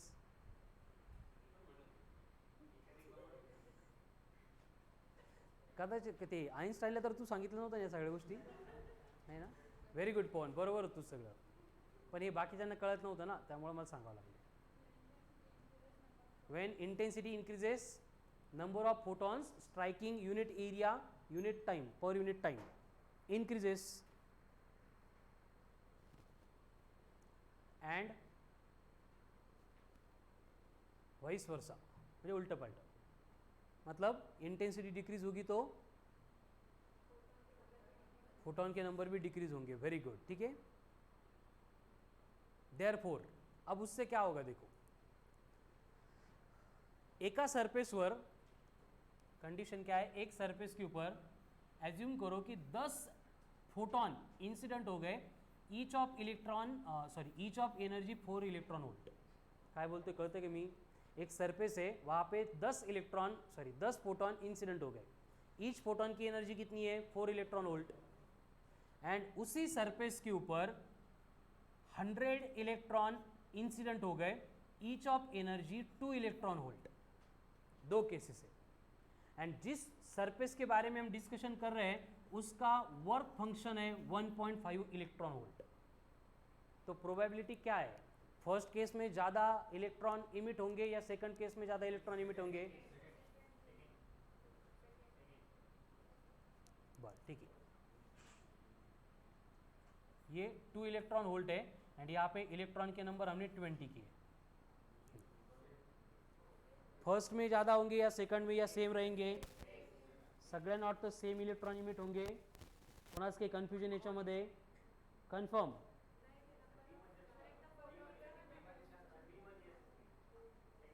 कस काय,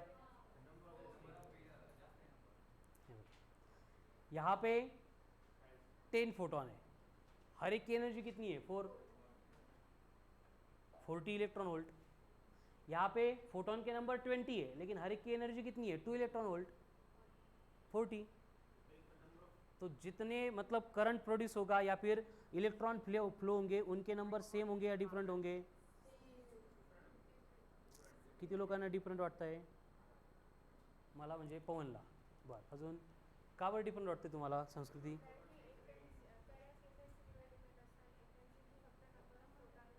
हे बाकीच्यांना थोडंसं बघा, लक्षात घ्या.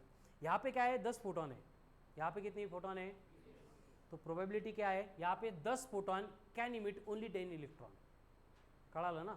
एनर्जी याची 4 सोडून 4000 इलेक्ट्रॉन वोल्ट जरी झाली तरी 1 photon can not emit more than 1 electron. 1 photon can not emit more than 1 electron. मतलब photoelectric effect is a 1 photon 1 electron phenomenon.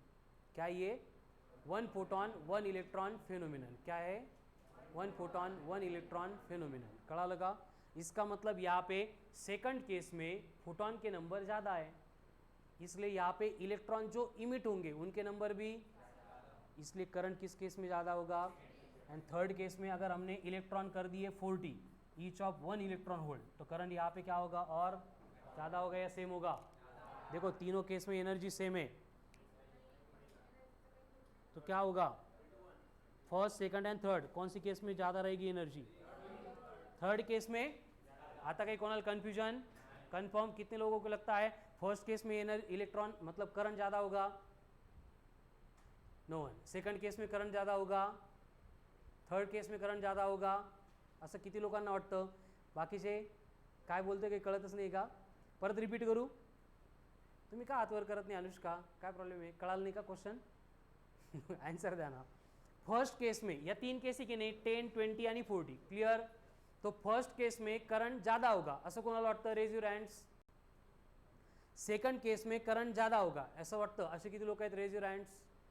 Third case में करंट ज़्यादा होगा ऐसे कितने लोगों को लगता है, रेज युअर हँड्स. तुला नाही वाटत कुठल्या केसमध्ये, मग हातवर कर ना बेटा, हात दुखतो का. वैष्णवी मग हातवर कर, जोर आलं का.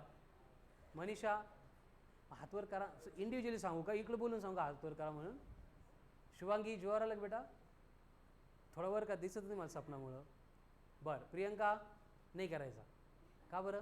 स्टँडअप स्टँडअप ऐका आता.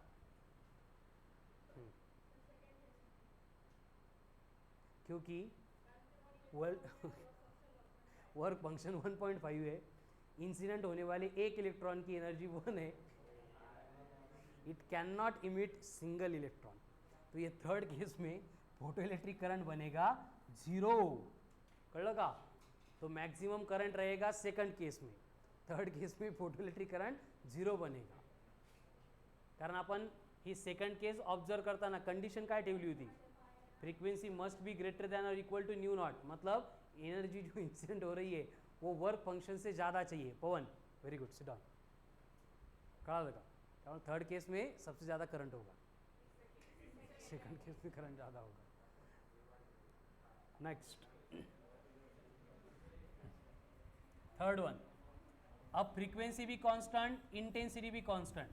अब हम वेरिएशन करेंगे पीडी में. पीडी मतलब पोटेंशियल डिफरेंस. जैसे कि फिर से कैथोड एनोड कनेक्टेड, एमीटर को या फिर गैलोमीटर बोलो, देन वोल्टमीटर को पोटेंशियल मेजर करने के लिए, and further connected to the काय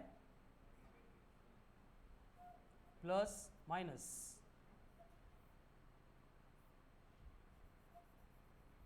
एंड ये पोटेंशियल डिवाइडर की एडजस्टमेंट है. काय असते सोडून द्या, फक्त दिसायला बरी वाटली पाहिजे म्हणून बघून घ्या. ठीक है. तो यहाँ पे हम क्या करेंगे? पीडी को वैरी करेंगे, मतलब पोटेंशियल डिफरेंस को वैरी करेंगे. इसमें देखो ये निगेटिव प्लेट है, ये पॉजिटिव प्लेट है, मतलब ये कैथोड एंड ये एनोड है. इसको एनक्लोज करेंगे हम किसमें? ग्लास ट्यूब में. कौन सी ग्लास ट्यूब? इवैक्यूएटेड, मतलब उसमें कौन है? कोनिस नहीं है, वैक्यूम है. ठीक है. एंड ओपनिंग क्लोज करेंगे with the help of quartz का क्रिस्टल. अब यहाँ पे क्या होगा? लाइट इंसिडेंट होगी. अब ये लाइट इंसिडेंट जो हो रही है इसमें कोई भी चेंज नहीं होगा, क्योंकि फ्रीक्वेंसी भी कांस्टेंट है, इंटेंसिटी भी कांस्टेंट है. जब स्विच ऑन करेंगे तो यहाँ पे हमें क्या मिलेगा? इलेक्ट्रिक करंट मिलेगा. अब इलेक्ट्रिक करंट क्यों मिलेगा? सबको क्लियर है? क्योंकि यहाँ पे जो इलेक्ट्रॉन इमिट होंगे, ये नेगेटिव टर्मिनल था, ये पॉजिटिव टर्मिनल था, तो ये इलेक्ट्रॉन को पॉजिटिव टर्मिनल इलेक्ट्रॉन को क्या करेगा? अट्रैक्ट करेगा, और इसलिए सारे इलेक्ट्रॉन ट्रैवल करेंगे, मतलब चार्ज फ्लो करेगा, मतलब वहाँ पे करंट फ्लो होगा. यानी एमीटर, ये गैलोमीटर है, ये डिटेक्ट मतलब डिफ्लेक्शन शो करेगा. क्लियर है? अब हमने क्या किया? पोटेंशियल डिफरेंस को पहले जो पॉजिटिव अप्लाई किया था उसकी वैल्यू स्टेप बाय स्टेप हम इंक्रीज करने जा रहे हैं. तो यहाँ पे हमारा ऑब्जर्वेशन था कि हमने अगर ये पॉजिटिव पोटेंशियल बढ़ा दिया तो फोटोइलेक्ट्रिक करंट क्या होता है? बढ़ता है, इंक्रीज होता है. अगर हमने यहाँ पे पॉजिटिव पोटेंशियल और बढ़ा दिया तो फोटोइलेक्ट्रिक करंट क्या होता है? और बढ़ता है. पॉजिटिव पोटेंशियल अगर हमने बहुत ज़्यादा बढ़ा दिया तो करंट क्या होता है? बहुत ज़्यादा बढ़ता है. उसके बाद भी अगर हमने पोटेंशियल बढ़ा दिया तो करंट क्या होगा? अरे बोला ना काहीतरी, चुकीचं आलं तरी काही नाही, बोला फक्त. ठीक आहे. काय सांगतोय मी? पॉझिटिव्ह पोटेंशियल बढ़ा दिया, करंट बढ़ेगा क्या? मग कसं काय हो म्हणताय? तो मग हो तुम्हीच म्हटले ना, मी म्हणतोय बढ़ा दिया बढ़ गया, और बढ़ा दिया और बढ़ गया, बहुत बढ़ा दिया बहुत बढ़ गया. सगळ्यांनाच होय आमचं, आहे की नाही? आता बोलायचं नाही, एकदा चुकलंय, लय मोठा फसकाला आता. शॉक होता का पवन तो? इथं या केसमध्ये आपण थर्ड ऑब्जर्वेशन बघतोय, जिसमें हॉलोक एंड लिनार्ड ने क्या बोला है कि फ्रीक्वेंसी एंड इंटेंसिटी वैरी नहीं करेंगे, लेकिन फोटो इलेक्ट्रिक करंट का क्या होता है विथ पॉजिटिव पोटेंशियल, ये ऑब्जर्व करना है. तो ये पॉजिटिव पोटेंशियल जो अप्लाई किया था उसको अगर हम स्टेप बाय स्टेप बढ़ाएंगे तो यहाँ पे फोटो इलेक्ट्रिक करंट भी स्टेप बाय स्टेप क्या होगा? इंक्रीज होगा. येस और नो? किती लोकांना एस वाटतं? अरे एकच, इवन घाबरले आता. ठीक आहे. किती लोकांना नो वाटतं? आणि बाकी नाटा नोटा काय असतं? नोटा नाटो आणला का त्यांनी? बरं, कळत नाही का काहीच काय चाललंय ते? हेच कळत नाही की याच्या अगोदरचं पण काहीच नाही कळालं? नाही नाही, याच्या अगोदर सगळं कळालंय, हेच नाही कळालं. आता हे बघा, आपलं तेच चालू आहे. काय? हे photo electric effect. Hallwachs Lenard Hertz कुठे गेले मग? इन्होंने क्या किया? ऑब्जर्व किया. क्या ऑब्जर्व किया? कैथोड के ऊपर लाइट इंसिडेंट हो गई, इलेक्ट्रॉन इमिट होते हैं, गैलोमीटर डिफ्लेक्शन शो करता है. फिर ये जो करंट फ्लो होता है यहाँ पे आईपी मतलब फोटो इलेक्ट्रिक करंट, ये किसके ऊपर डिपेंड करता है, ये ऑब्जर्व करना था। फर्स्ट ऑब्जर्वेशन विथ फ्रीक्वेंसी था, ये क्लियर है। उसके बाद में नेक्स्ट ऑब्जर्वेशन विथ इंटेंसिटी था, ये भी क्लियर है, ते शेवटचं सोडून द्या हो।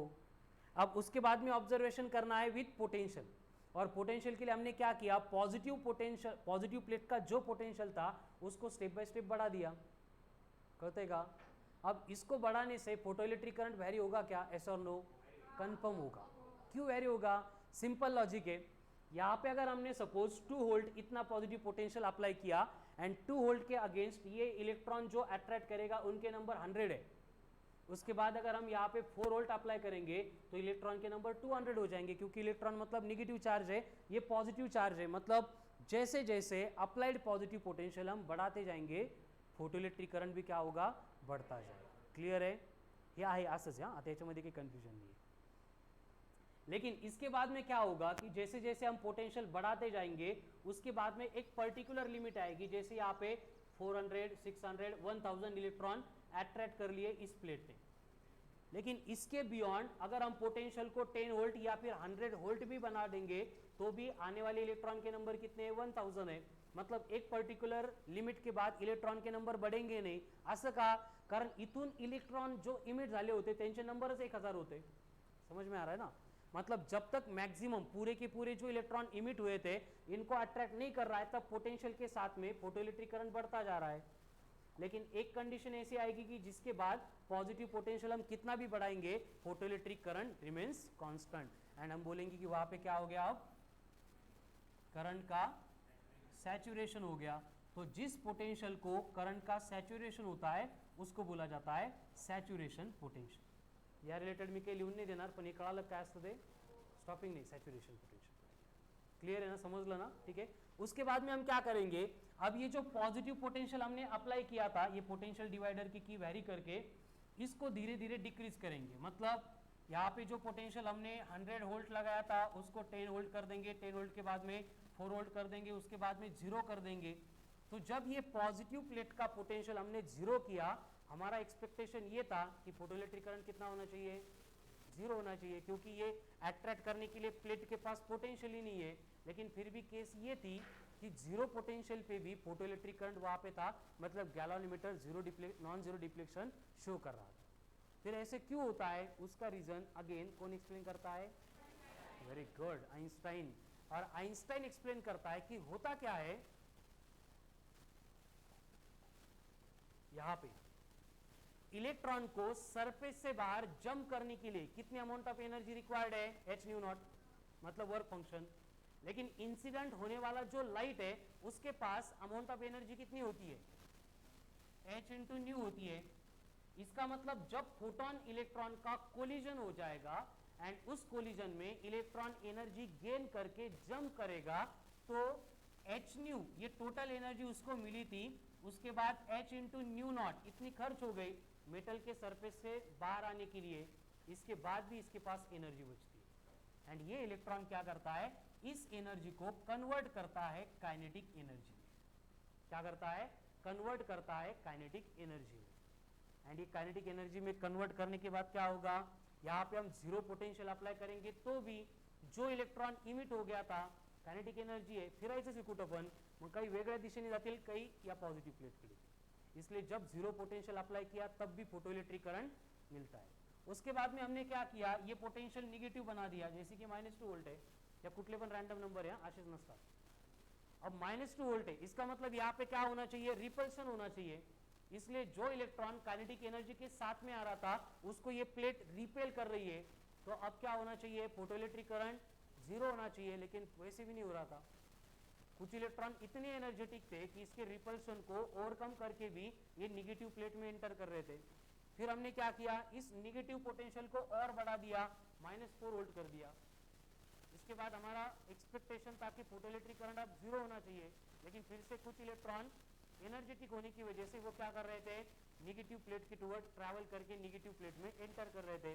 उसके बाद हमने इस पोटेंशियल को बढ़ा के सपोज -10 वोल्ट कर दिया, लेकिन इस पर्टिकुलर कंडीशन में एक भी इलेक्ट्रॉन, कांचन गुड मॉर्निंग, एक भी इलेक्ट्रॉन निगेटिव प्लेट में एंटर नहीं कर रहा था। समझ में आ गया, इसका मतलब इस पोटेंशियल ने क्या किया, मैक्सिमम एनर्जेटिक जो इलेक्ट्रॉन था उसको भी रिपेल कर दिया। समझ में आ गया? मतलब यहाँ पे करंट जो था वो जीरो हो गया, एंड करंट को जीरो करने वाला जो पोटेंशियल होता है उसको बोला जाता है स्टॉपिंग पोटेंशियल।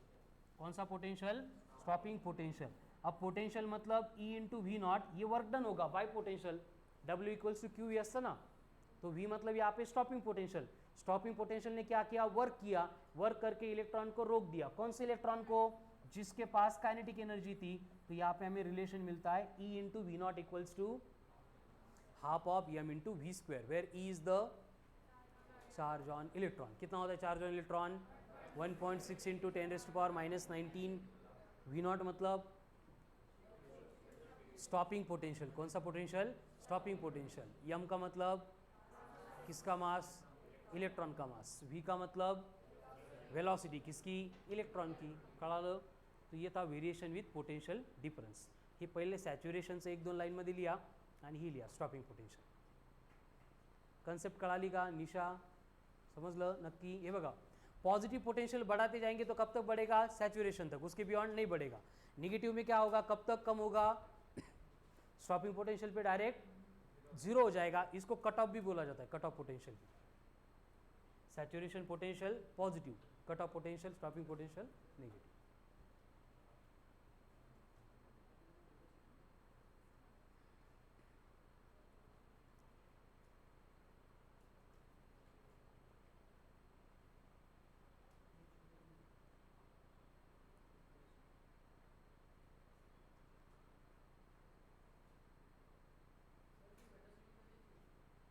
इलेक्ट्रॉन, जो इथून निघणारे इलेक्ट्रॉन होते, हे केमिस्ट्रीत आहे ना सगळं। मग तरी सुद्धा आठवत नाही कुठल्या टॉपिकमध्ये? स्ट्रक्चर ऑफ ॲटम मध्येच आहे का? म्हणजे आत्ता तर झालंय नाही, 2 वर्षापूर्वी।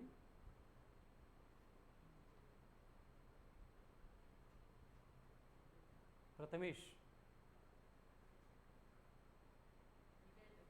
काय? ई चार्ज ऑन इलेक्ट्रॉन। तू तांदळेला विचारतो काय? तांदळे सांगू नको त्याला, सांगू नको त्याला। ई चार्ज ऑन इलेक्ट्रॉन कितना होता है? 1.6 इंटू 10⁻⁻19 कूलम। चलो हो गया। नेक्स्ट,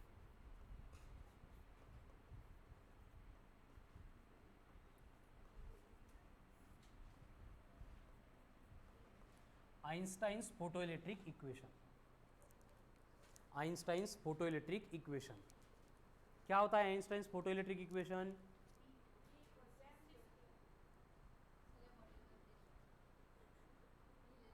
ये मास एनर्जी रिलेशन है, फोटोइलेक्ट्रिक इक्वेशन नहीं। हाँ,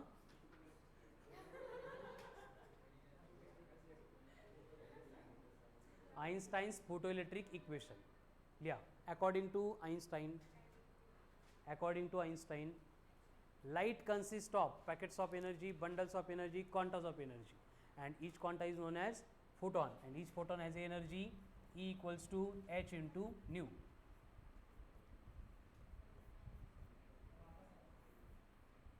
According to Einstein, light consists of packets of energy, bundles of energy, quantas of energy. यापैकी कुठलंही एक लिहा, तीन लिहायची गरज नाही। and each photon consists of energy. कितनी energy? E equals to H nu और h C by lambda. Next, number 2, next point, photo electric effect is a one photon one electron phenomenon. One photon one electron phenomenon. One photon one electron phenomenon means कितना भी energetic photon है फिर भी it can not emit more than one electron, can not emit more than one electron. इसलिए photon की energy बढ़ने से जो इमिट होने वाले इलेक्ट्रॉन है उनके नंबर्स नहीं बढ़ेंगे। क्या लिखा फिर?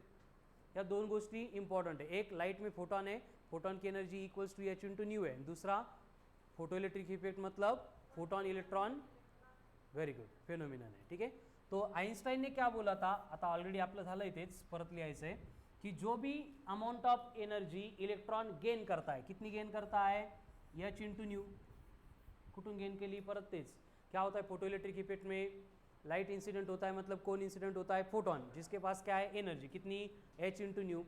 तो इंसिडेंट होने के बाद में फोटोन क्या करता है, इलेक्ट्रॉन के साथ कोलाइड होता है, लेकिन रिवॉल्विंग इलेक्ट्रॉन या फिर दूसरा कोई इलेक्ट्रॉन होगा उसको हम कंसीडर नहीं करेंगे, यहाँ पे सिर्फ फ्री इलेक्ट्रॉन की बात होगी। तो इंसिडेंट होने के बाद जो कोलिजन होगा, इस कोलिजन में हर बार फोटोन की एनर्जी किसको मिलेगी, इलेक्ट्रॉन को, एंड इलेक्ट्रॉन को मिलने वाली एनर्जी कितनी होगी, मतलब यहाँ पे एनर्जी कंजर्व होती है, 100% एनर्जी का कंजर्वेशन होता है। प्रोटॉन के फोटोन के नंबर मे और may not be conserve, difference कळतोय का, एनर्जी कंपल्सरी कंजर्व होगी, नंबर मे और मे नॉट बी कंजर्व, मतलब 10 फोटोन आ गए, इसका मतलब 10 इलेक्ट्रॉन इमिट करेंगे, ऐसे कुछ नहीं है। क्यों?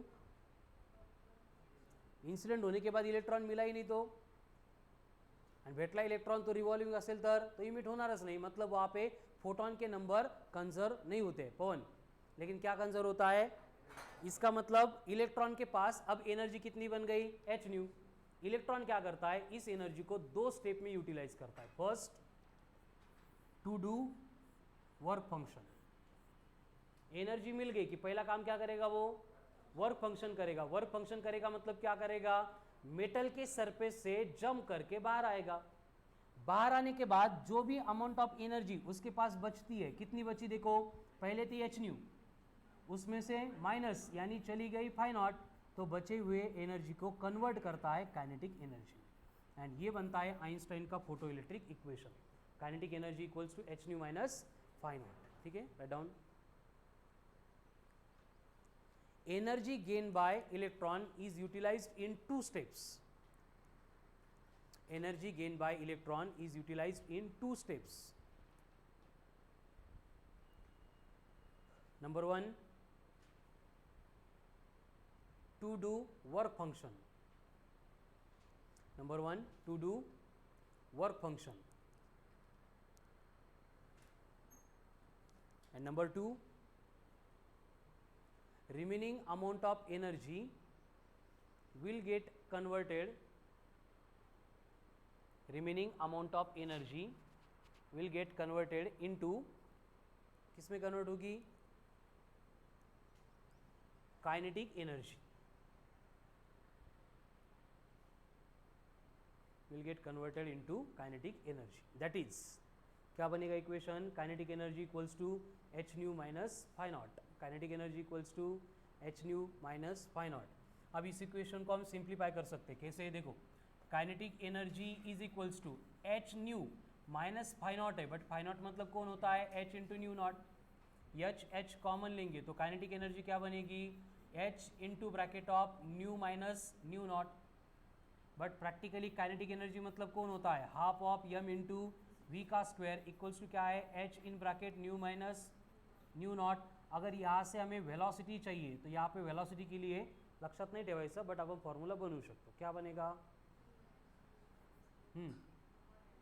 Root of 2h nu minus nu naught divided by m, ये बनती है वेलोसिटी ऑफ इलेक्ट्रॉन जब वो सरफेस से इमिट होगा, ठीक है।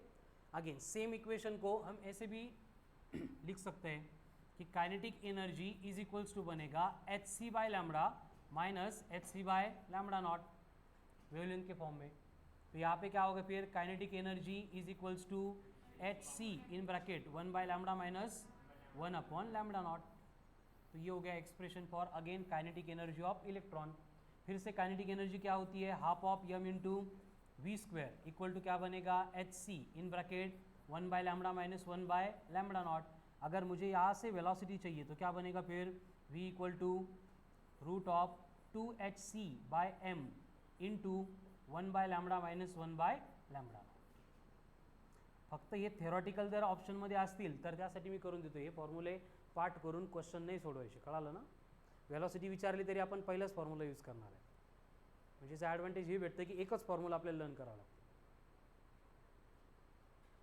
हो गया. या फिर हम इसको ऐसे भी लिख सकते हैं,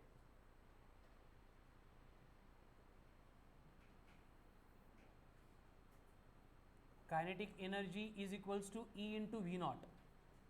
वी नॉट का मतलब क्या था, तो ये सेम इक्वेशन बनेगा e into we naught equal to H nu minus H into nu naught, या फिर e into we naught equals to बनेगा H C by lambda minus H C by lambda naught. मतलब अगर हमें stopping potential पूछा जाता है तो ये दोनों में से एक इक्वेशन हम यूज़ करेंगे to calculate stopping potential.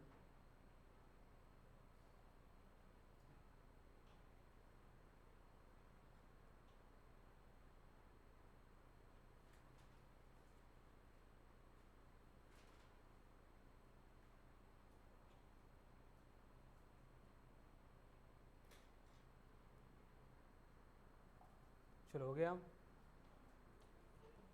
This is all about Einstein's photoelectric equation and photoelectric effect.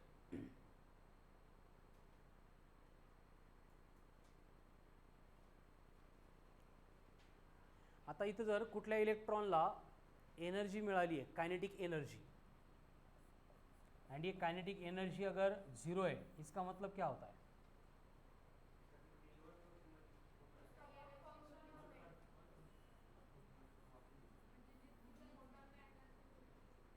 इसका मतलब इंसिडेंट होने वाले फोटोन की फ्रीक्वेंसी ये थ्रेशोल्ड फ्रीक्वेंसी थी. समझ में आ रहा है? ठीक है. उसके बाद में अगर इंसिडेंट होने वाली फ्रीक्वेंसी अगर थ्रेशोल्ड से ग्रेटर है तो काइनेटिक एनर्जी क्या होगी, ग्रेटर दैन जीरो. एंड अगर इंसिडेंट होने वाली फ्रीक्वेंसी थ्रेशोल्ड से कम है तो काइनेटिक एनर्जी कितनी होगी, जीरो तो होगी, लेकिन वहाँ पे फोटो इमिशन ही नहीं होगा, तो इसको कुछ मीनिंग ही नहीं. नेक्स्ट.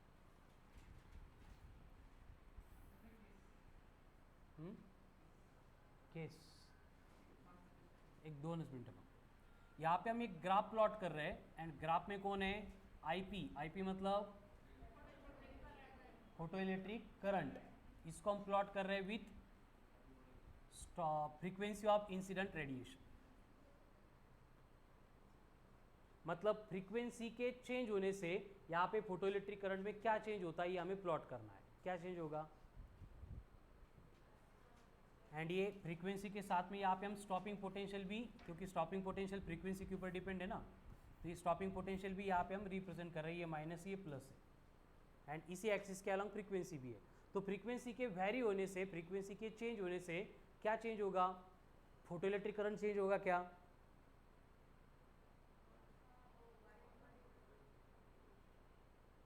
फ्रीक्वेंसी के व्हॅरी होने से परत ते 10 इलेक्ट्रॉन 20 इलेक्ट्रॉन 40 इलेक्ट्रॉन, फ्रीक्वेंसी के वैरी होने से फोटो इलेक्ट्रिक करंट वैरी होगा क्या, यस नो. एक मेटल का सरफेस है, उसके ऊपर 10 इलेक्ट्रॉन इंसिडेंट हो गए 4 इलेक्ट्रॉन वोल्ट के, एंड दूसरा सरफेस है जिसके ऊपर 2 इलेक्ट्रॉन इंसिडेंट हो गए 4 इलेक्ट्रॉन वोल्ट के. मतलब इंसिडेंट होने वाले इलेक्ट्रॉन की एनर्जी सेम या डिफरेंट है, ये ईच हर एक की एनर्जी है, सेम या डिफरेंट है, सेम है ना. एनर्जी सेम है मतलब फ्रीक्वेंसी भी परत परत परत फ्रॉम स्टार्ट. 2 सरफेस है, पहले के ऊपर 10 फोटोन इंसिडेंट हो गए, each of energy 4 electron volt. दूसरे सरफेस पे 2 इलेक्ट्रॉन इंसिडेंट हो गए, each of energy 4 electron volt. तो दोनों की एनर्जी सेम है या डिफरेंट है, एनर्जी सेम है ना. अरे एनर्जी कुठे डिफरेंट है, एनर्जी सेम है. एनर्जी सेम है तो फ्रीक्वेंसी भी सेम ही है ना, कारण E equal to H nu. Energy same तो फ्रीक्वेंसी भी सेम. क्लियर है. तो इसका मतलब दोनों केस में करंट भी क्या चाहिए, सेम आएगा, नहीं है. इसका मतलब करंट फ्रीक्वेंसी के ऊपर डिपेंड नहीं करता. दूसरी केस में यहाँ पे 5 इलेक्ट्रॉन इंसिडेंट हो गए ईच ऑफ 2 इलेक्ट्रॉन वोल्ट, यहाँ पे भी 5 इलेक्ट्रॉन इंसिडेंट हो गए ईच ऑफ 4 इलेक्ट्रॉन वोल्ट. यहाँ पे एनर्जी बढ़ गई, एनर्जी बढ़ गई मतलब फ्रीक्वेंसी, फ्रीक्वेंसी बढ़ गई मतलब करंट भी नहीं बढ़ेगा. करंट किसके ऊपर डिपेंड है, सिर्फ इंटेंसिटी के ऊपर. पवन, करंट म्हणजे काय, rate of flow of charge, बरोबर आहे की नाही. Q/T, Q म्हणजे कोण, N.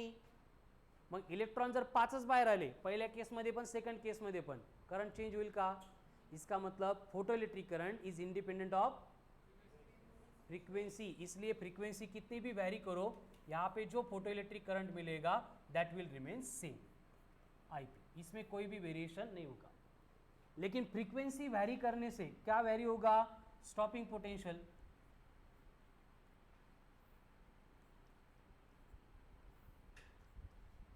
ये कौन सा ग्राफ है? Variation in stopping potential and saturation current.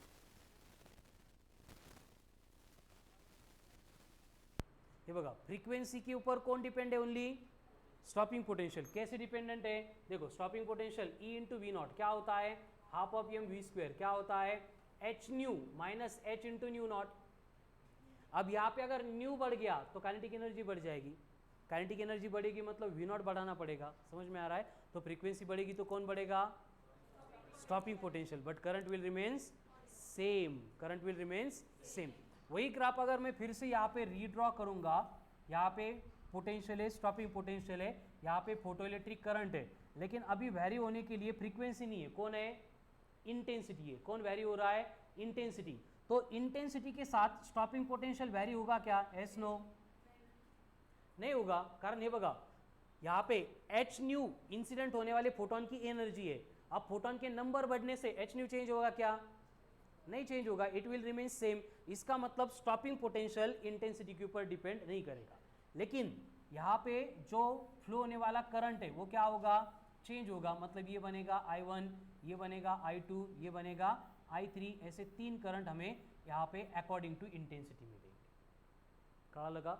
या दोन ग्राफचा अर्थ कळणं खूप जास्त इंपॉर्टंट है। क्या होता है कि when frequency changes photoelectric current remains same, when intensity changes stopping potential remains same. मतलब stopping potential depends only upon frequency of incident radiation, then current, photoelectric current depends only on intensity of incident radiation. कळालं? दोन graph draw करा आणि 4 statement लिहून टाका।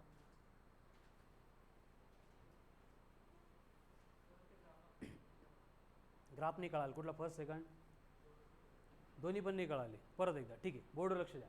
यहाँ पे first graph में क्या हो रहा है? वेरिएशन हो रहा है विथ फ्रीक्वेंसी। कंडीशन क्या है कि फ्रीक्वेंसी के चेंज होने से फोटोन के नंबर बदलेंगे क्या? अरे डोको फूडूगा। फ्रीक्वेंसी के चेंज होने से क्या चेंज होगा? बस फोटोन की एनर्जी चेंज होगी, नंबर चेंज होंगे। अगर फोटोन की एनर्जी चेंज होगी मतलब कौन चेंज होगा? H nu. H nu change होने से कौन चेंज होगा? V naught. इसलिए यहाँ पे फ्रीक्वेंसी के वेरिएशन के साथ स्टॉपिंग पोटेंशियल वेरी होता है, बट करंट रिमेन्स सेम। लेकिन जब फोटोन के नंबर चेंज होंगे, फोटोन के नंबर चेंज होंगे तो फ्रीक्वेंसी वैरी होगी क्या? फ्रीक्वेंसी सेम रहेगी। इसलिए फोटोन के नंबर चेंज होने से ये करंट चेंज हो गया, बट जो स्टॉपिंग पोटेंशियल था वो सेम रहेगा, क्योंकि ये किसके ऊपर डिपेंड करता है? सिर्फ फ्रीक्वेंसी के ऊपर। आता कळालं काय तुला?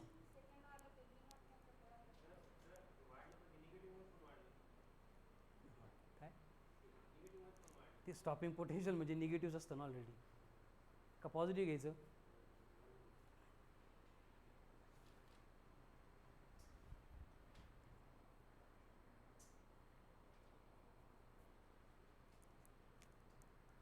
कळलं का? Photo electric effect. So this is all about photo electric effect. बस इतना ही है, एकच फॉर्मूला है, कुठला? Kinetic energy equals to H nu minus H into nu naught. फिर उसमें हम वेरिएशन कर सकते हैं। अगर हमें वेवलेंथ के फॉर्म में डेटा दिया तो H C by lambda minus H C by lambda naught. अगर हमें स्टॉपिंग पोटेंशियल पूछा तो काइनेटिक एनर्जी को रिप्लेस करेंगे by E into we naught. बाकी कंप्लीट थ्योरेटिकल इन्फॉर्मेशन होती, फक्त एकच फॉर्म्युला आपल्याला कंप्लीट टॉपिकमध्ये मिळाला आहे। कुठला? काइनेटिक एनर्जी इक्वल्स टू पवन, kinetic energy equals to H nu minus H into nu naught. जर डेटा देताना त्यांनी वेवलेंथ दिली असेल तर आपण काय करणार? काइनेटिक एनर्जी इक्वल टू फक्त H C by lambda minus H C by lambda naught घेणार। हे कळालं सगळ्यांना? एच न्यू को एच सी बाय लैम्बडा क्यों रिप्रेजेंट किया? V equals to n lambda होता है तो n equals to v by lambda. व्हीला आपण इथं सी म्हणतो, स्टार्टला जे बघितलं होतं तेच, ठीक है। एंड अगर हमें स्टॉपिंग पोटेंशियल पूछा जाता है तो ई इंटू वी नॉट क्या बनेगा? H nu minus H into nu not.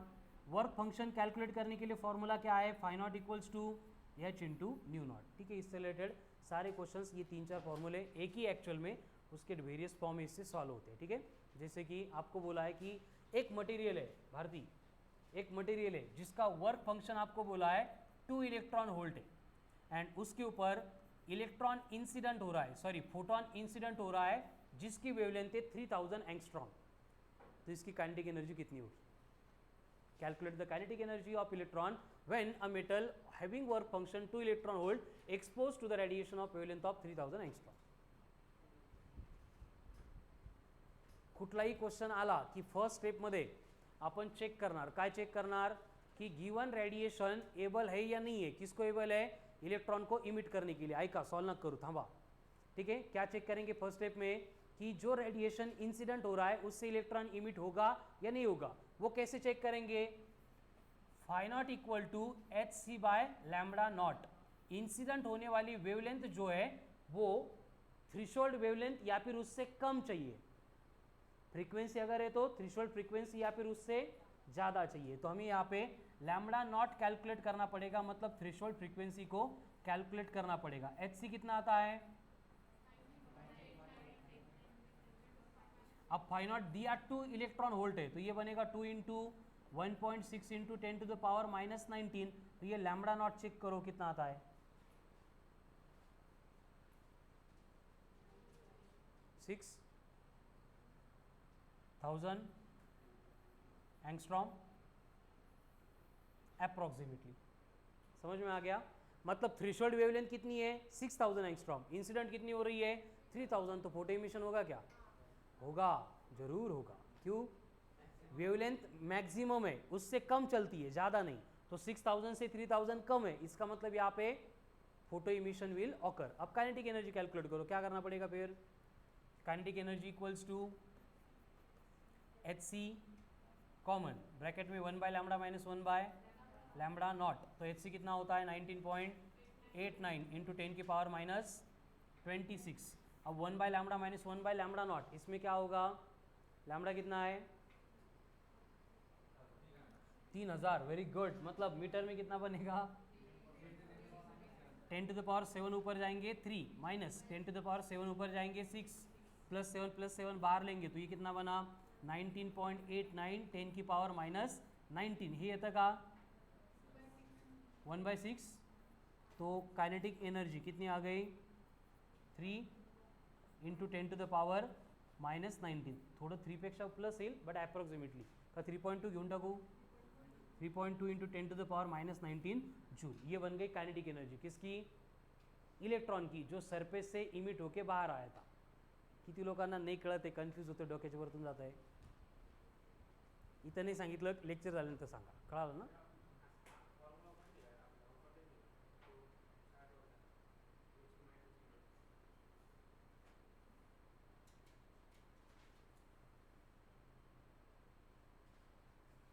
बेटा आपण तोच फॉर्म्युला वापरला, फक्त आपल्याला डेटा लॅम्बडाच्या फॉर्ममध्ये जर दिला ना तर एच न्यू कसं घेणार ना। मग तेच केलं ना पवन, आज काय करतो तू, त्यालाच आपण असं घेतलं की नाही एच सी बाय लॅम्बडा, इथं तेच आहे ना, हे वेगळं दिसतंय का तुला। चलो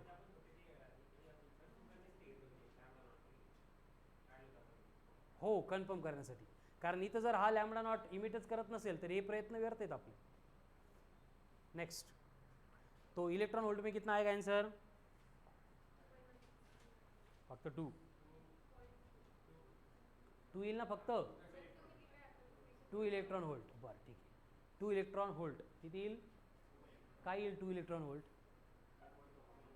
थांबा थांबा, वर्क फंक्शन का एनर्जी, वर्क फंक्शन, झोप तू। नेक्स्ट,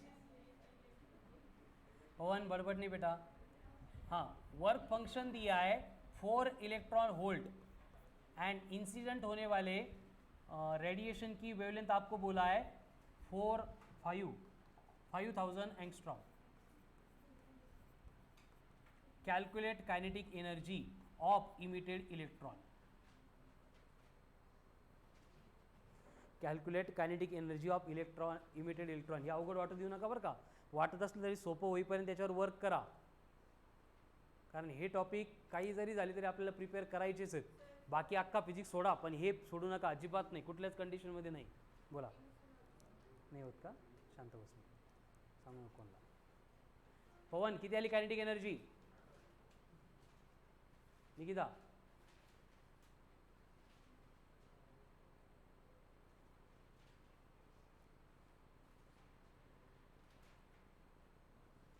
देखो काइनेटिक एनर्जी का फॉर्मूला क्या होता है? Kinetic energy equals to H C in bracket 1 by lambda minus 1 by lambda not.